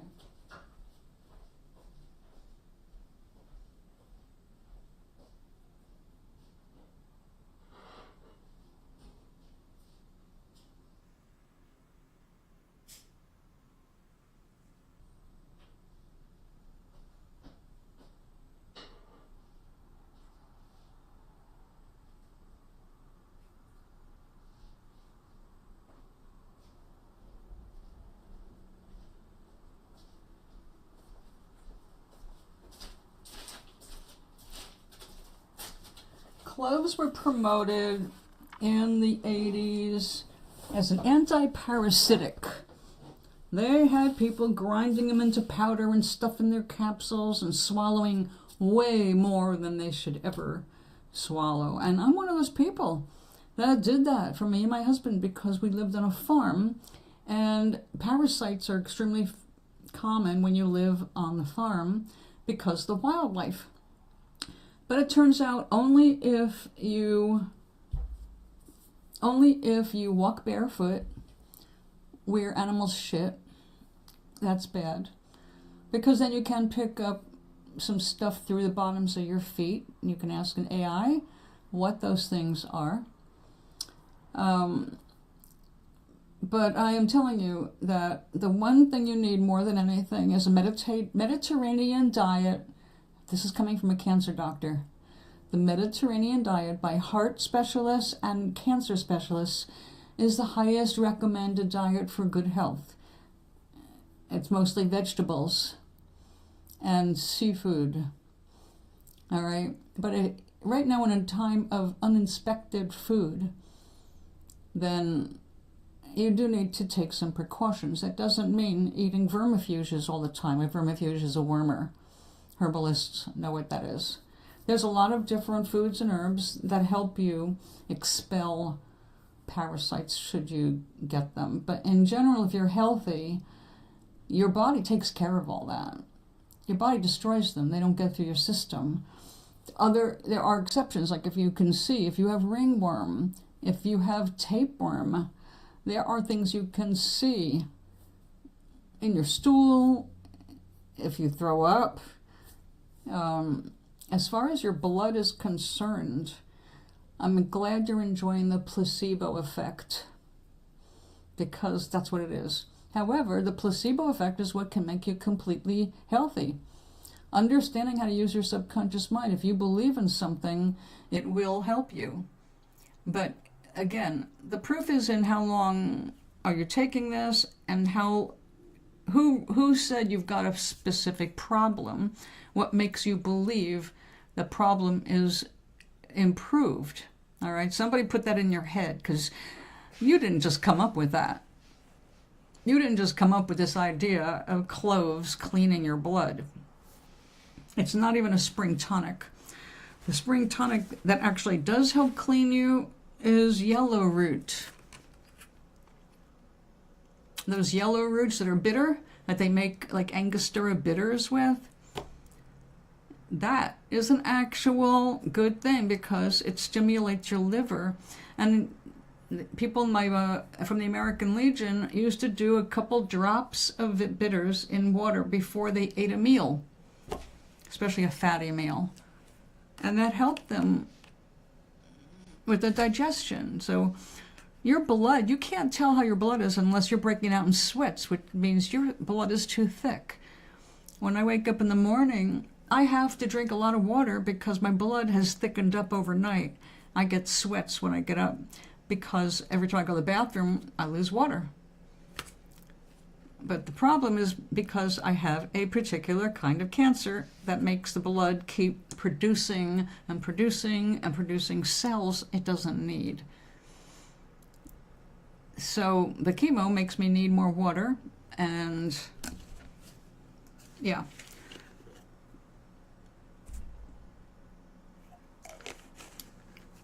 But I don't know who told you to do that. If it wasn't a doctor who saw test results from your blood that said, oh, there's something wrong in your blood, then it's questionable advice. You know, I started this channel 18 years ago to try and clear things up for people who were falling victim to popular scams and basically bullshit. Every day I see ads for ivermectin and another parasite remover. People are damaging their systems. I mean, they're literally destroying their bowel systems by taking all of this shit when they're not supposed to, because precautionary, oh, I think I was exposed to COVID. I better hurry up and take my ivermectin. they're destroying their bowels. But still they're allowed to advertise it because it's America, where you have to be sued into oblivion before you remove the product from the market or be forced to stop advertising it. So until the corporations themselves are stopped, this shit's going to keep getting pumped out to the public. Almost every commercial I'm seeing right now is Republican-backed, not by the party of Republicans, but the people who are putting the money in the pockets of the Republicans. Every company supporting Donald Trump's Golden Ballroom has a commercial up on YouTube right now, just letting you know. So you're seeing everything that is filtered through particular filters. So if you believe that whatever you're doing with your clothes is helping you, and if it has helped you in less than 30 days of doing it, it's definitely placebo effect. Nothing with real food happens overnight. Not even getting rid of worms. It's 30 days to get rid of worms. 30 days of like 6 capsules of dried powdered clove every day. And I forget how many times a day you take the 6 capsules. It builds up from 1 capsule, 2 capsules, and then it's like at the end of the month I forget how many capsules you're taking, but holy shit. It's enough to burn out your stomach. Clove is not even sold as an oil anymore over the counter. You used to be able to get it at the pharmacy because clove oil is what's used to numb your gums before you get a Novocaine injection. They just use clove oil. It's natural, numbing, and it was considered too toxic to do that in that concentration. So they took clove oil off the over-the-counter remedies. We used to get peppermint oil. Peppermint oil was also a non-problem until people popularized it too much. People were drinking more than 10 drops a day, which causes heart arrhythmia. And 10 cups of peppermint tea a day will give you a heart arrhythmia. So people pushing herbal cures, which I have studied because I started studying at 15 when I saw how sick my father and my stepmother were. And all the medicines they had to take and weren't working, and they needed medicines to counteract the other medicines. So it's like, oh my God. And I learned about licorice root for constipation. And I got all into herbology, trying to help my stepmother with her constipation and her migraines, my father with his heart problems and his high blood pressure. It was like, God, we got to help you. So that's what got me involved with herbology. That was a very long time ago. But still today I'm seeing fake information being resold under new labels. It's all the crap that we have learned is not good science and it's not good medicine. There were literally a lot of things that old people used to say in the old days, like my grandmother's day and before, that nothing was backing it up. But they just kept doing it. And then finally people, well, that doesn't really do anything. It could be making it worse.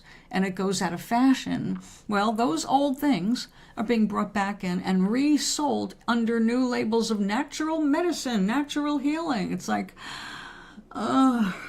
because we don't have a government that investigates everything the way Germany does. Germany, I have to applaud them for what they've done for herbalists because they have real herbal medicine.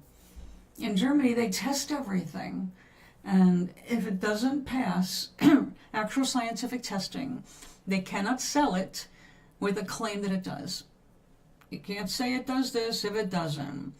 So because of that, they have reduced the number of medicinal herbs from hundreds to one reasonable shelf full, and of things that actually have medicinal effects, like chamomile, echinacea, milk thistle extract.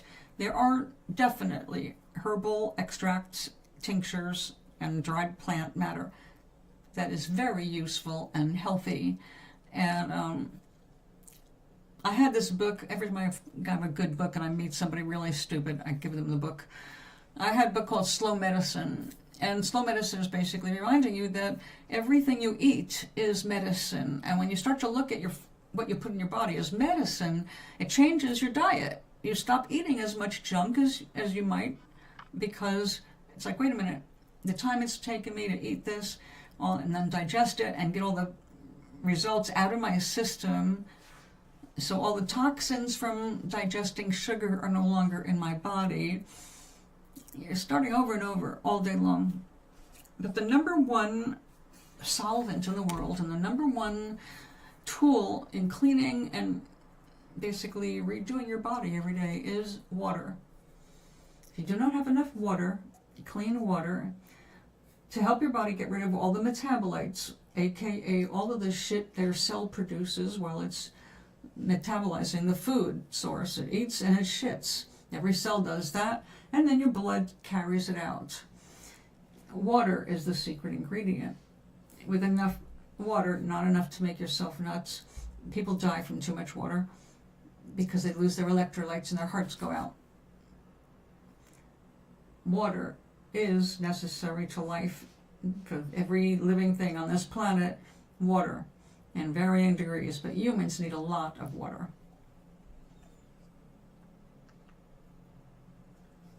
And anybody with blood concern must make sure they're drinking enough water. Also, a reminder, clove oil is not water soluble.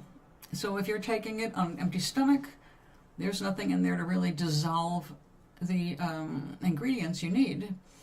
And it doesn't get carried into your bloodstream until it has been reduced to its smallest particles to go through your bowels. It's a solid, it has to go through your shitter. It has to go through that system and get absorbed into your colon and your intestines, and before it gets into anything else. So think about what you eat, medicinally or not. But your food is your best medicine. Health is not a sudden achievement. Health is your natural state of being. So balance it. This is the celery.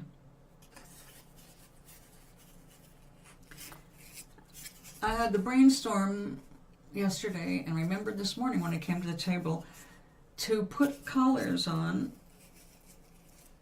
my baby celeries so that they will grow a little bit up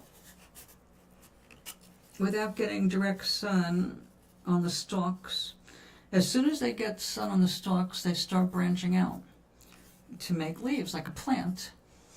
My celery, that is, it looks like a house plant. It's beautiful, except a little spare because I keep cutting fronds off to put in my soups. So I don't have to have a whole big celery stalk for flavoring and adding vitamins to my soups or sauces, because not necessary. But if I want like a salad or, something crunchy, I need the stalks. So I thought it would be nice to see if I can try to get more stalk off of these before I remove the fronds. So we got 2 new ones here, and I would hope you can see. This camera is such a pain in the ass. Let's try again. You can see it growing out of the tops there. It's not quite up there. But this is just the bottom few inches of celery. So when I get a stalk of celery, the first thing I do is take the ribs off, put them where they will stay safe, wrap them up and put them in the fridge. And these go right into water. So I can't wait to see if this works. Now the worst that'll happen is nothing. It won't make any difference. But the best that'll happen is I'll get a little broader ribs before the leaves take off. Now I haven't grown anything to the point where it's bolting. So I think I can go for 2 years before you basically have to plant a new one. But my ex-husband said that he doesn't even try to grow celery anymore. I guess the seeds did escape, and he said he's got it growing all over his damn yard. So it's pretty cool. That was one of the things we had in common, was our love of gardening and an affection for growing food and fruits. And he's doing very well with that, as far as I can tell.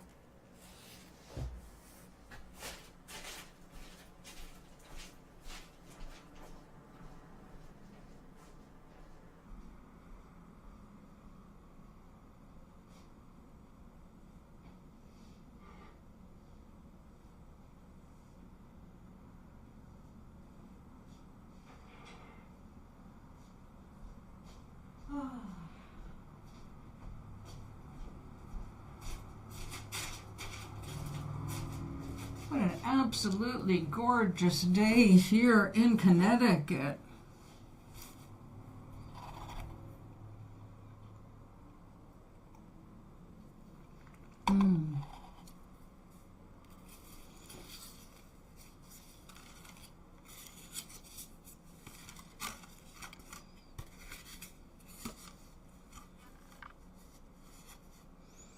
All right.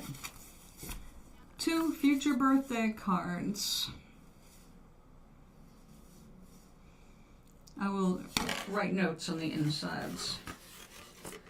And I'll keep that as an aside to give somebody some inspiration during the holiday season.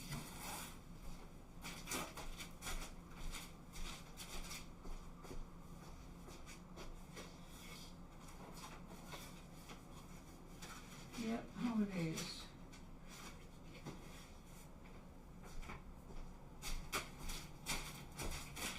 I never enjoyed being born on a holiday.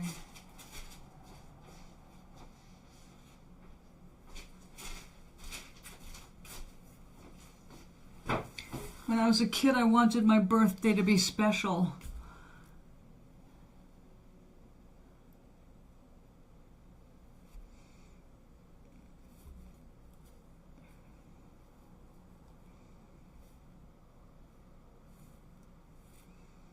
My niece and I are gonna get together for a video chat tomorrow. All right. And Doc sent me pictures. Me in cool clothing and blue hair.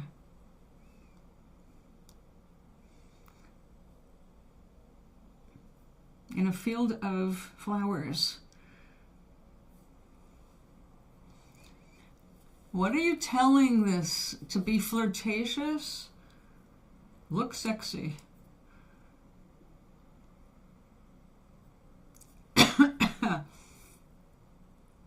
Nice crown. Ever think about wearing something like that? With things dangling down on your forehead. Have you ever had anything just dangling down your forehead? Doesn't it drive you freaking crazy? I always find myself pushing bangs out of the way. I thought, God, if I had to walk around with, well, I guess, you know, and you get used to anything. If I stuck a dot on my head all day, well, you know, that doesn't really weigh much. But my skin does not really like things on it. So I can imagine just peeling it off, rubbing it off, washing it, whatever it takes, like 10 minutes after it's on. But they always look so pretty. And you see actors and actresses, you know, with all kinds of cool looking and expensive headgear. But, like, you know, I've got a couple of crowns, and they're heavy. Crowns weigh. And I noticed I've gotten more sensitive.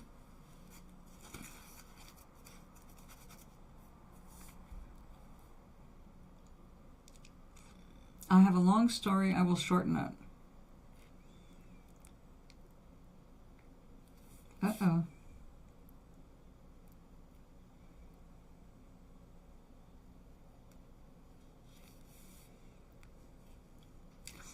Very well. I'm going to go over there and I'm going to see if I can grab a couple of beads real fast. And while you are writing your long story, I will assemble this little gift. Beads, beads, beads, beads, beads. I've got a million beads. Now, they're cute. If they don't destroy everything on the way.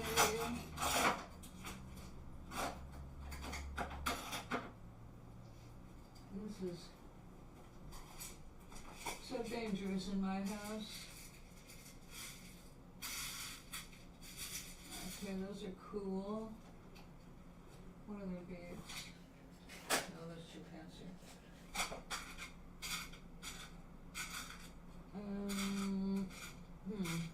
No, too boring. Ooh. No, too shiny. Wait.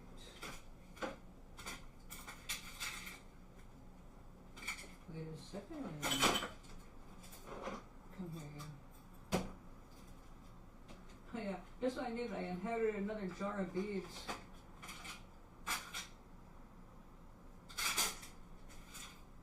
Come here, I think I got the right ones.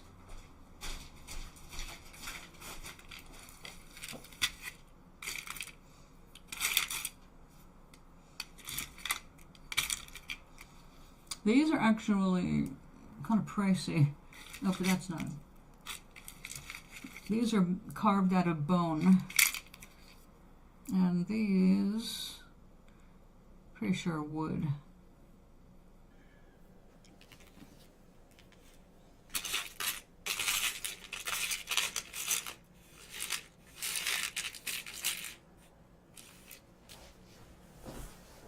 Okay. VA. Bad neighbor, give me bucks and food, plus 40 bucks for throwing away your bed. A place full of roaches, a new gardener shop, you offer me 10 bucks to clean his garden. I can tell that this gardener is not going to last a month. Yeah, especially if he's only offering you $10. He needs to work his ass off and feel what it feels like to take care of that. $10. Make it $100. And you might be nice enough to rake it. Oh, you need a little money, don't you? Tell me, is he white by chance?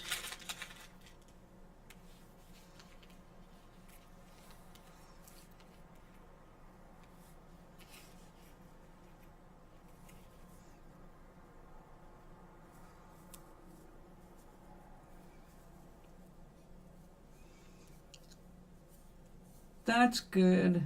That's good. Yeah, my sister did the same.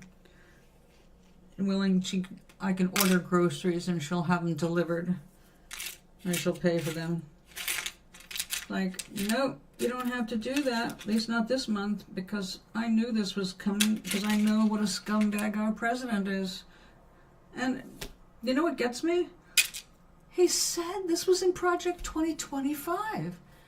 When Musk went in there with a chainsaw to Doge, they said that we are going to suffer and it's going to be bad and it's going to be ugly. They planned this. So, yeah, the minute he got in, I started saving up my food. And it may not be enough to keep me, well, obviously not forever, but I will not die of hunger for the next 2 months. May not always love what I'm eating, but I won't die. Matter of fact, I'll be healthy.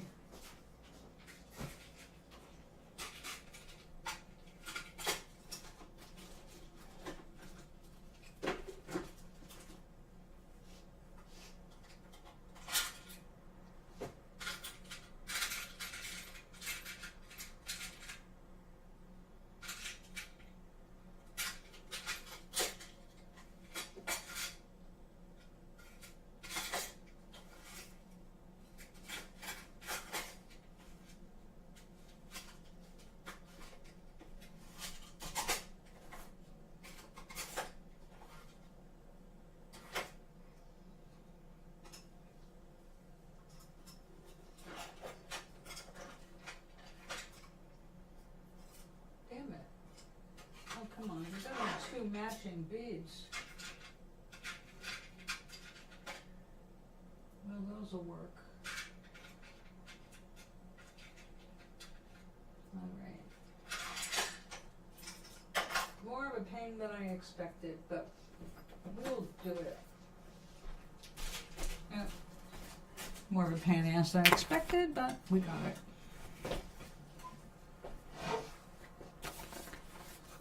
Filipino. Yeah, let them do the work.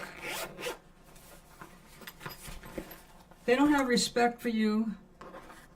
They're not going to pay you what you're worth. And you're not desperate. You can make ends meet and you can eat this month without getting your food stamps.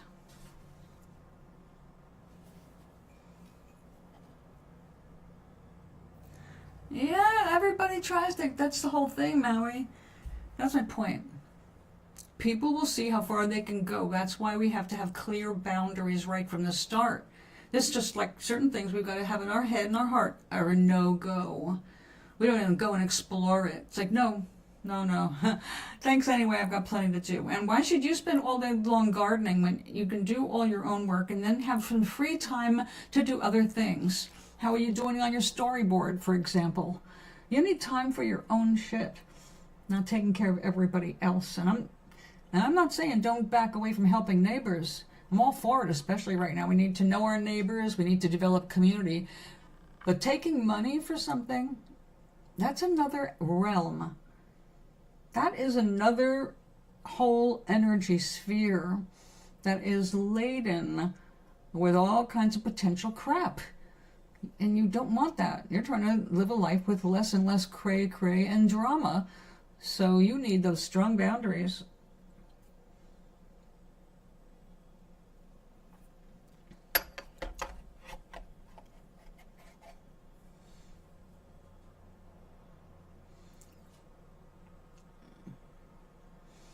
Yep.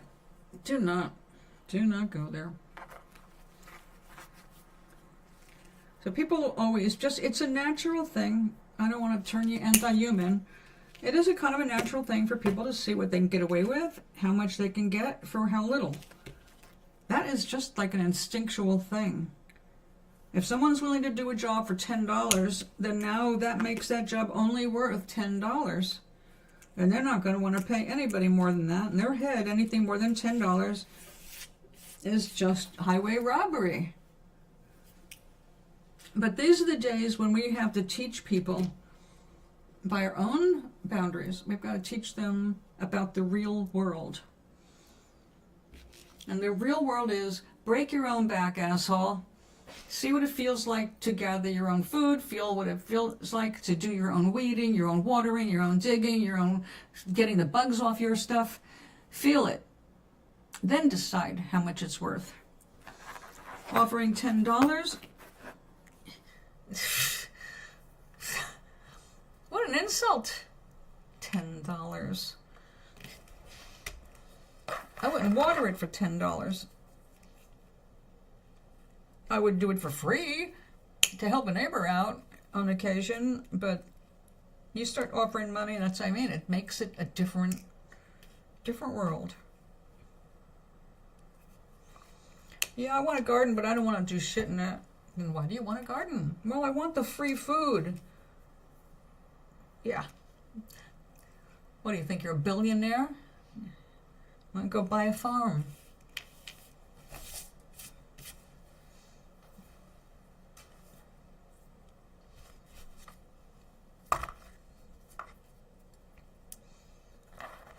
And the only reason I asked about the color, because, well, you know why. We know that some cultures have racism just so built in, and that includes downgrading everybody's worth. That's why you have to be more insistent than ever in this day and age to know your worth. And when you know your worth, nobody can pull anything over on you.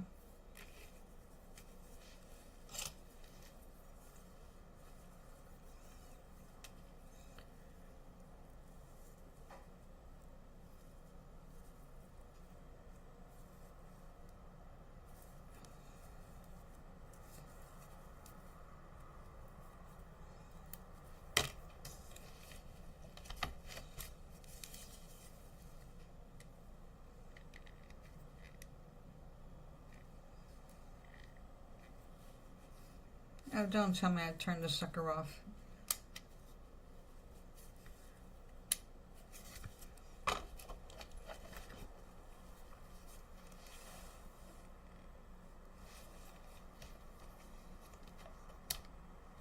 I did. The chamber is cold again.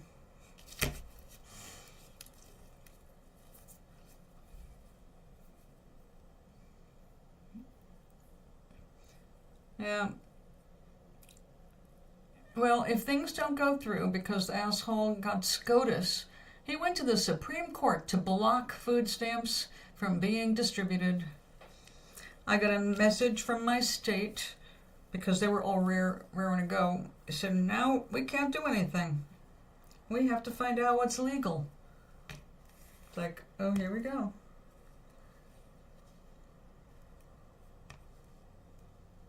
So,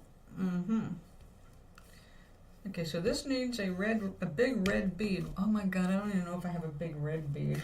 I got a little red bead. Proportionately, that's kind of tiny. Yeah, too tiny. I'm thinking.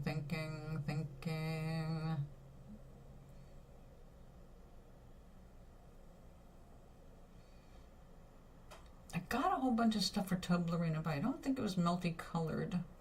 I got white pom-poms, so that won't work. Okay, think more. I'm mentally going over thousands of beads. Well, we got these. We got the hands.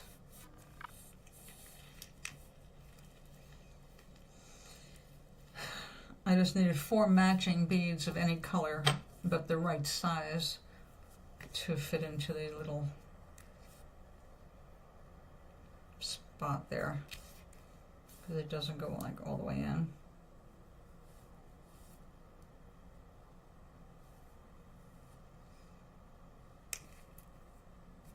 Yeah, just stay there. All right, so red bead for a nose. Red beads.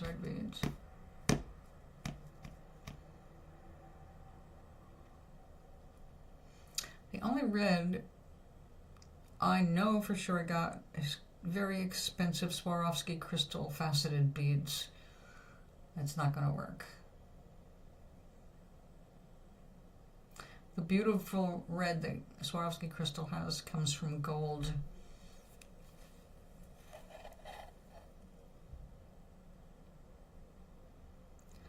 You don't have a microwave? Oh no. Well, you know what? Most microwave stuff you can put in an oven. You can't put it in a, actually, you can dump out anything from a frozen container and put it into a glass container.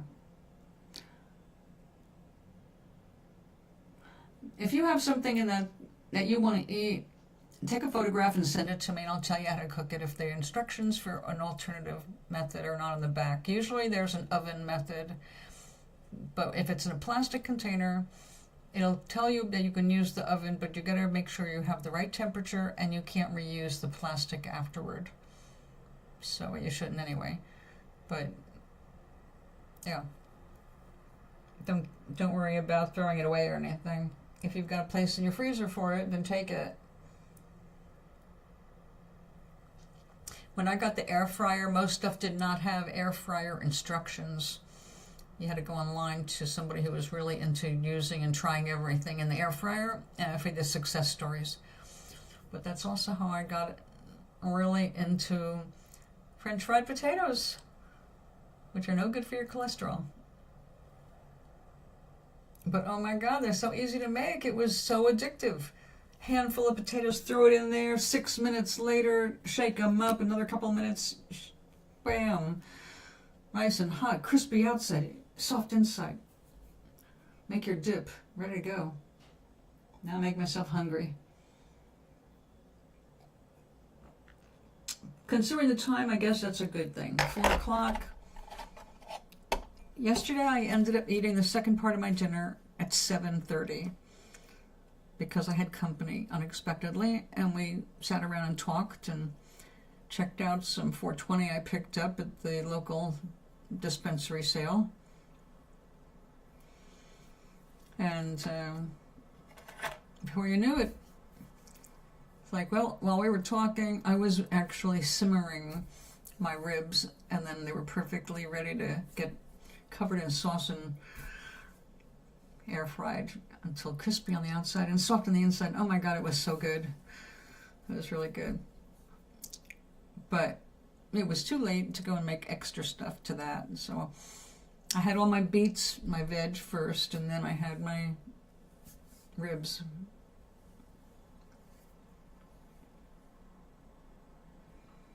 Used before Christmas Eve. Well, don't worry, you will.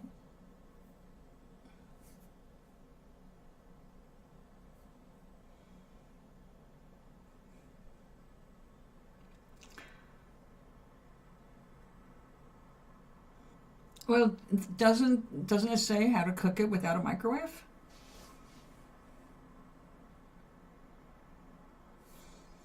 I usually use microwave now just for, well, I have used it for making the little egg souffles because they're so fast and pretty good. If you do it right, it won't be rubbery. It'll be like a nice egg, a scrambled egg. I use it to heat things up. Like if I have a full cup of tea and it went cold, I will nuke it for, 20 seconds, get it back to life.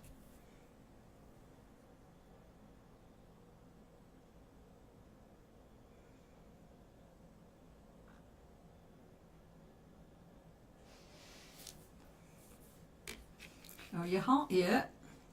It took so long for this to heat up last time. I was surprised. At least it wasn't rock solid.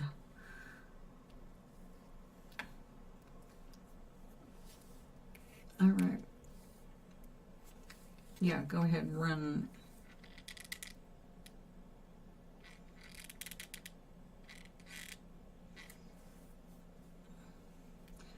And that, it's still on the cool end of melted, so let's be careful here.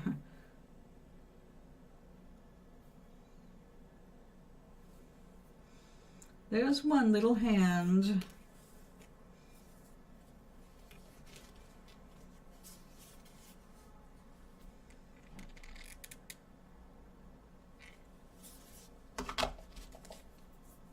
Microwave only? Alright, if there's something you're interested in eating, show it to me and I'll tell you how to cook it without a microwave. You have an air fryer. Once you take it out of the microwave packaging, I'll show you what to do.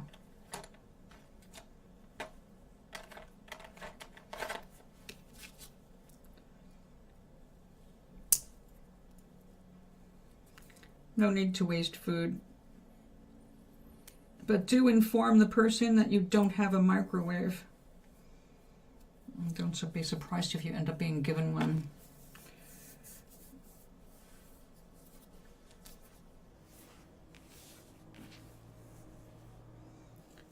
My microwave has been through bloody hell. I can't believe, and I am blessed, and it still works. Now, true, since I moved in here, I've not used it a fraction of the time I've used it in prior years. But this is the same one that Glenn used to slam. And then I spent years in the basements as I was moving around. I would not let go of it because I knew whenever I landed, wherever I landed, I wasn't going to have money to buy another microwave. Because that was a decent one. Not high-end, but not cheap either. Then when I was living across the street, do you remember when my landlady was playing plumber and I ended up with a waterfall fountain in my kitchen, and it went straight up and it hit the cabinetry and then went psh everywhere, and it had like a direct pipeline right into my microwave, right into the vents, and it filled my freaking microwave with water. You can imagine how I felt that day.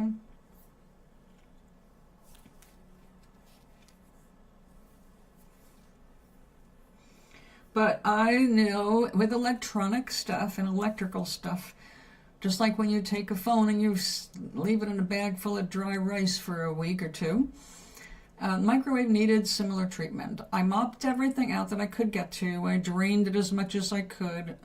Still see it was wet inside, but I couldn't take it apart. You know, there's radioactive shit there. So I just did everything I could to get it clean, dry, and let it sit for weeks. After about 3 weeks, I think I left it, I dared to plug it back in, and the display came on. Nothing fizzed or shorted out, and so I dared to try using it. It was fine. The most important parts are sealed, but not everything. All the wiring and all that stuff, the connections are not all hidden from water. So yeah, I was really lucky. Okay, so a lot of the stuff you get, it just depends on your, you'll just have to show me what the food is and I'll give you the right instructions. Because pretty much anything that you can nuke, I've already cooked in different ways without a microwave, so no reason to waste good food. Although I can't say microwave food is particularly good. It's processed food, which is the worst thing you can do for your body, especially your heart and your veins. But, you know, your cardiovascular system, it's not good. Which is why I stopped using frozen meals. But every once in a while I do order a frozen thing.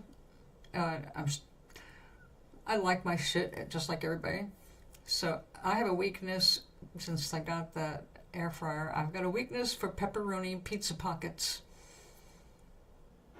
Now, I haven't had one in at least 2 months now. So the next sale I see, I might pick up, you know, a 4-pack. But I try not to eat more than one in a week, even when I get a 4-pack. Just on principle that it's really not good for me. But it's so good. It's kind of cozy food for me. I don't know, it's like a comfort food. And I didn't grow up with those things. I grew up with real pizza. But I discovered that an air fryer Hot Pocket is way better than a microwaved Hot Pocket, which is crap. But that's what I was used to, having a microwave, 1 minute, 10 seconds, and you got a Hot Pocket that's icky. Or you got 15 minutes in the microwave, the air fryer, and it is crispy like it just came out of a pizzeria. I do like that.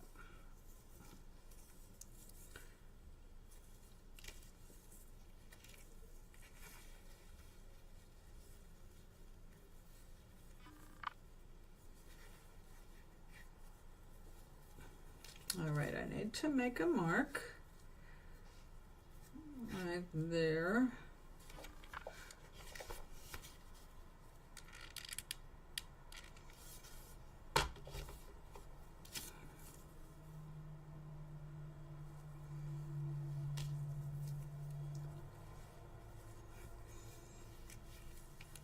Okay.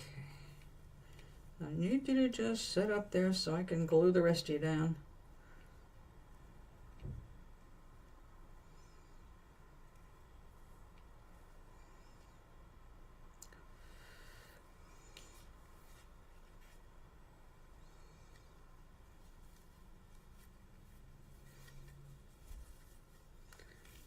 Did I screw up?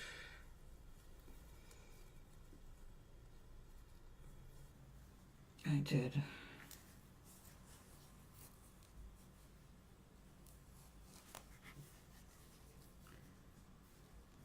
Can't have these mismatched.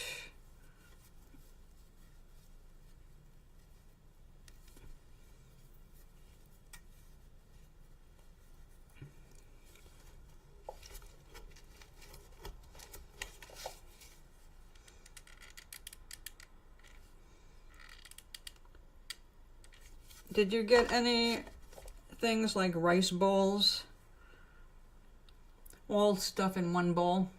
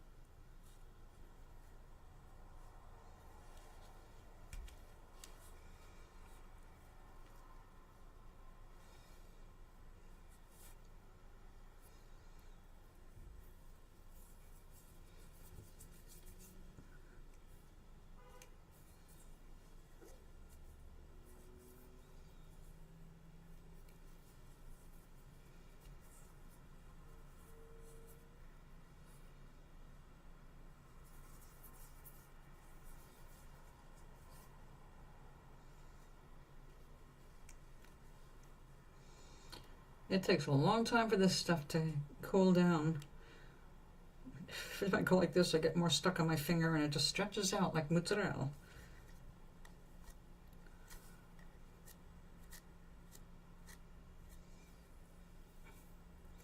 Luckily, I never made it this far when I was doing my nail polish. I only got the left hand done.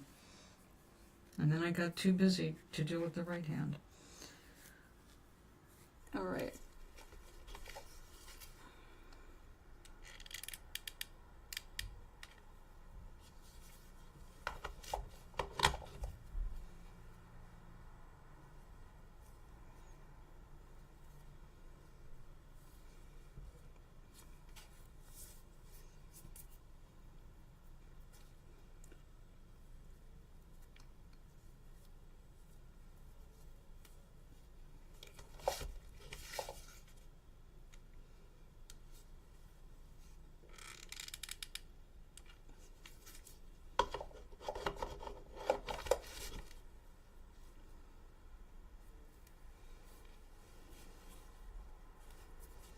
Ow. Hot.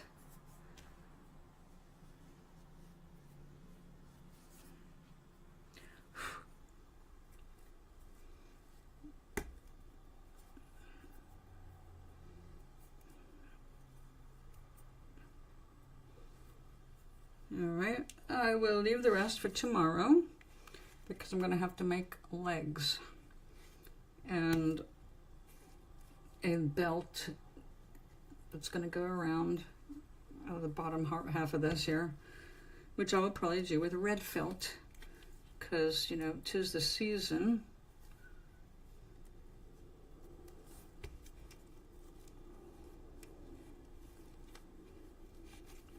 Oh.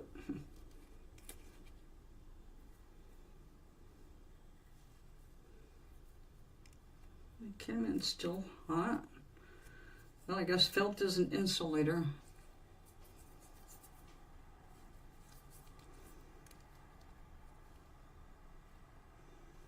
Well, whatever you can't eat, you know, you need to put in a place to save it, preserve it. Freezer, refrigerator, wrap it extra, take it out of main package, break it down into smaller packages, whatever works for whatever they gave you.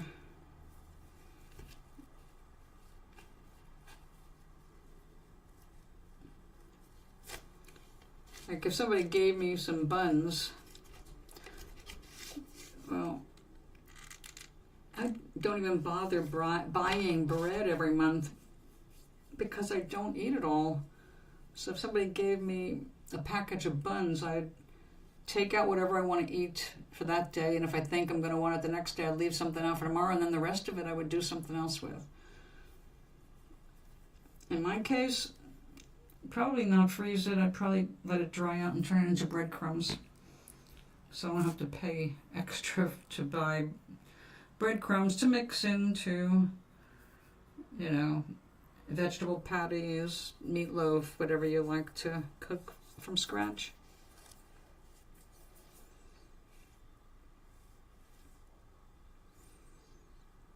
I have been surprised to see how many people in this building who are near my age have no fucking clue how to cook a meal.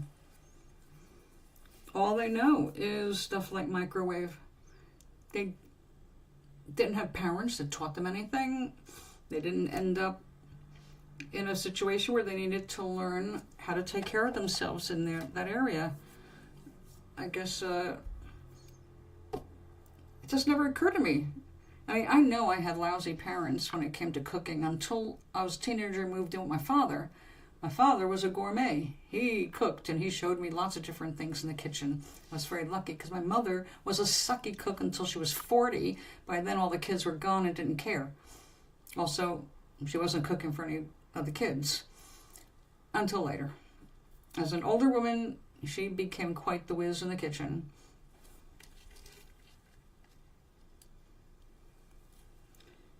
But when I get a monthly box, one of those people who doesn't know how to cook anything, I gave her 99% of the box.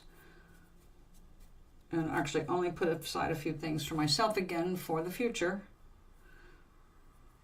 But I try not to keep anything I'm not going to actually use, or I keep it actually for other people who do not have the foresight to save for the future. And so when they need it, I'll have it.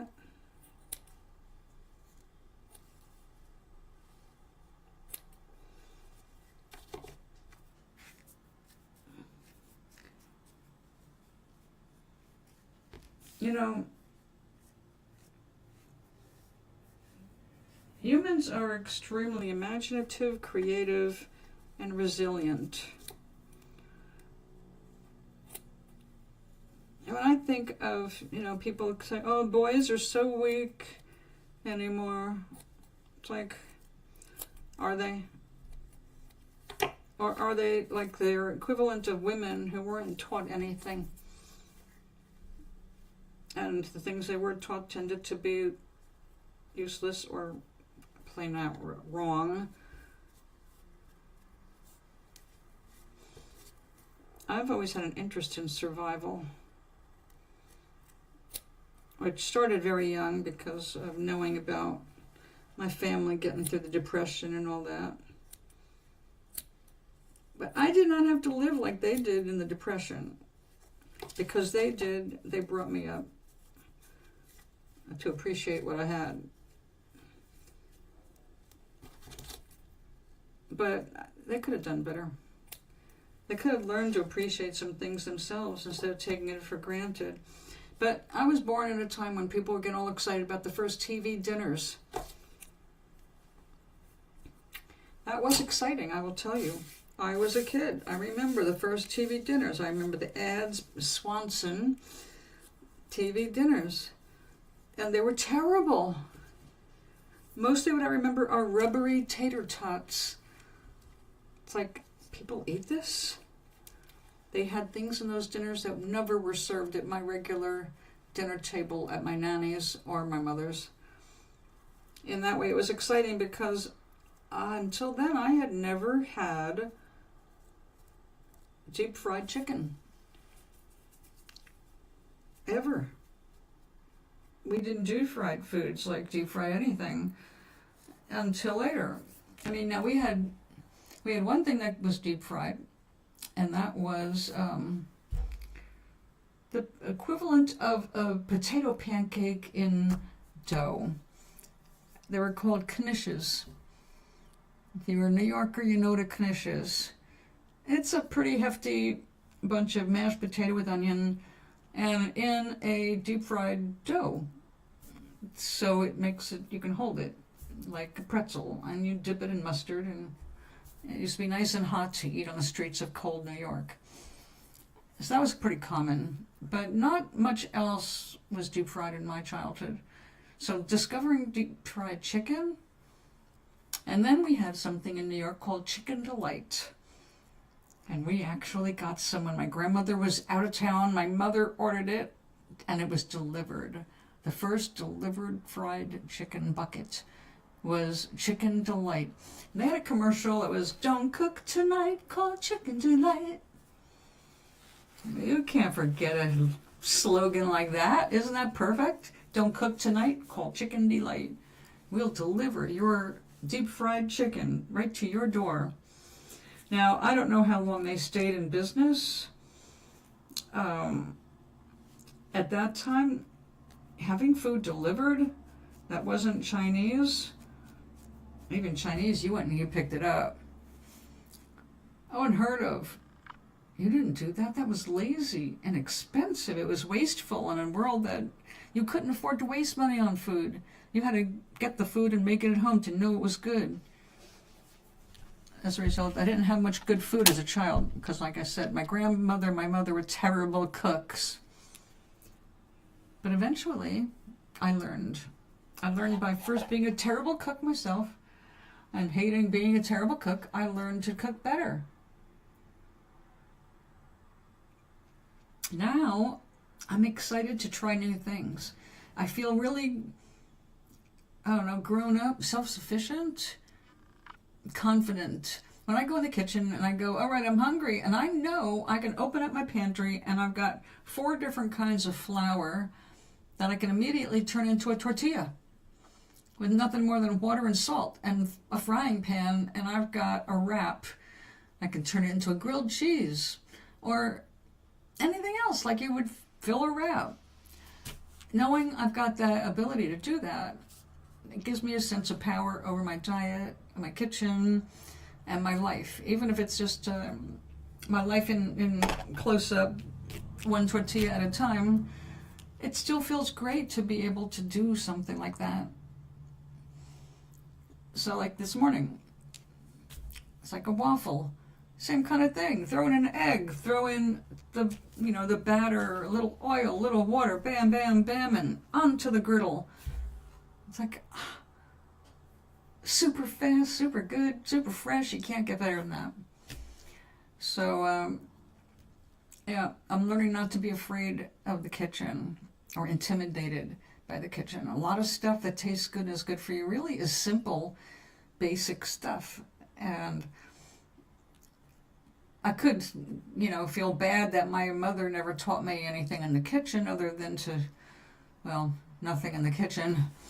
Mom made eggnogs and elbow macaroni and a couple of other dishes now and then when she wanted to impress somebody else. For us, it was mostly macaroni. To this day, I still do not like to look at elbow macaroni. I've gotten over the macaroni issue, but I just don't do a lot of macaroni. Too much as a kid. Everything else, I can't wait to try new things. And like I said, my mother did eventually turn out to be a good cook, and she turned me on to some recipes as an adult that were good. Like 53 clove chicken. I've never used 53 cloves. That's a piece of a garlic bulb. I have used as much as a whole bulb. And basically you cut little slits in the chicken skin and you cook your roast chicken with all this garlic underneath the skin so it cooks. And there's different ways to do it, but every way is good. And you smell garlic all over the house, and it's great if you like garlic. So yeah, I'm making myself hungry. I'm going to have a beautiful piece of salmon and that fennel. It's time to try fennel for the first time. You never ordered out?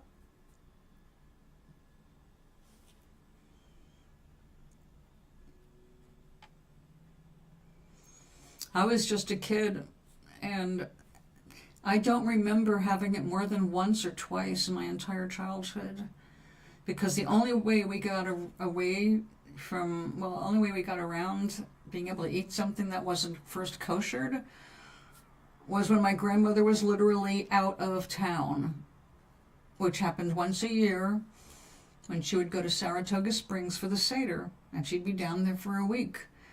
And during that time, we were not so kosher. Mom was naughty. We didn't do bacon. Or my mother, to the day she died, never ate any pork, at least not to her knowledge. So she kept true to that. Not I like bacon. And ordering Chinese food delivery, I haven't done it in a while, but that's because I used that money to take a friend out to lunch at the Chinese restaurant. So that was good.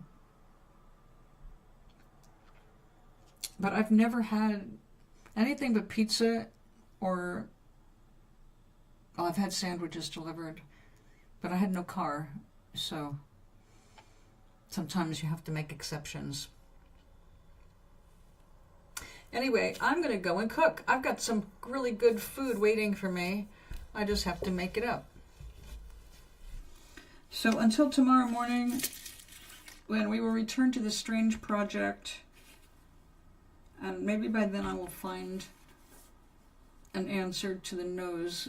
We need a nose right there. Otherwise, this is just going to look like a weird hat. And also I need to make another band of the hat. We're going to be busy tomorrow with the glue gun and yarn. So until then, oh, the Chicken Delight. Well, I never saw it outside of New York.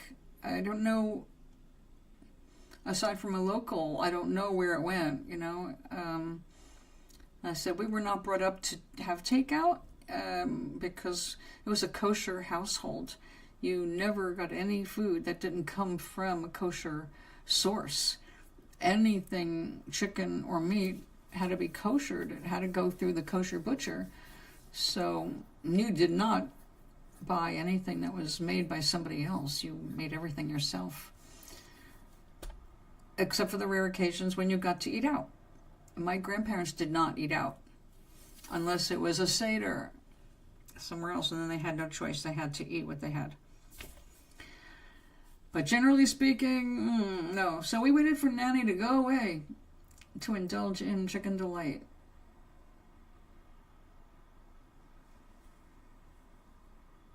Now, I'm sorry I'm not having chicken. No, I'm going to have a great dinner. So I will see you tomorrow, and I'll let you know how dinner was.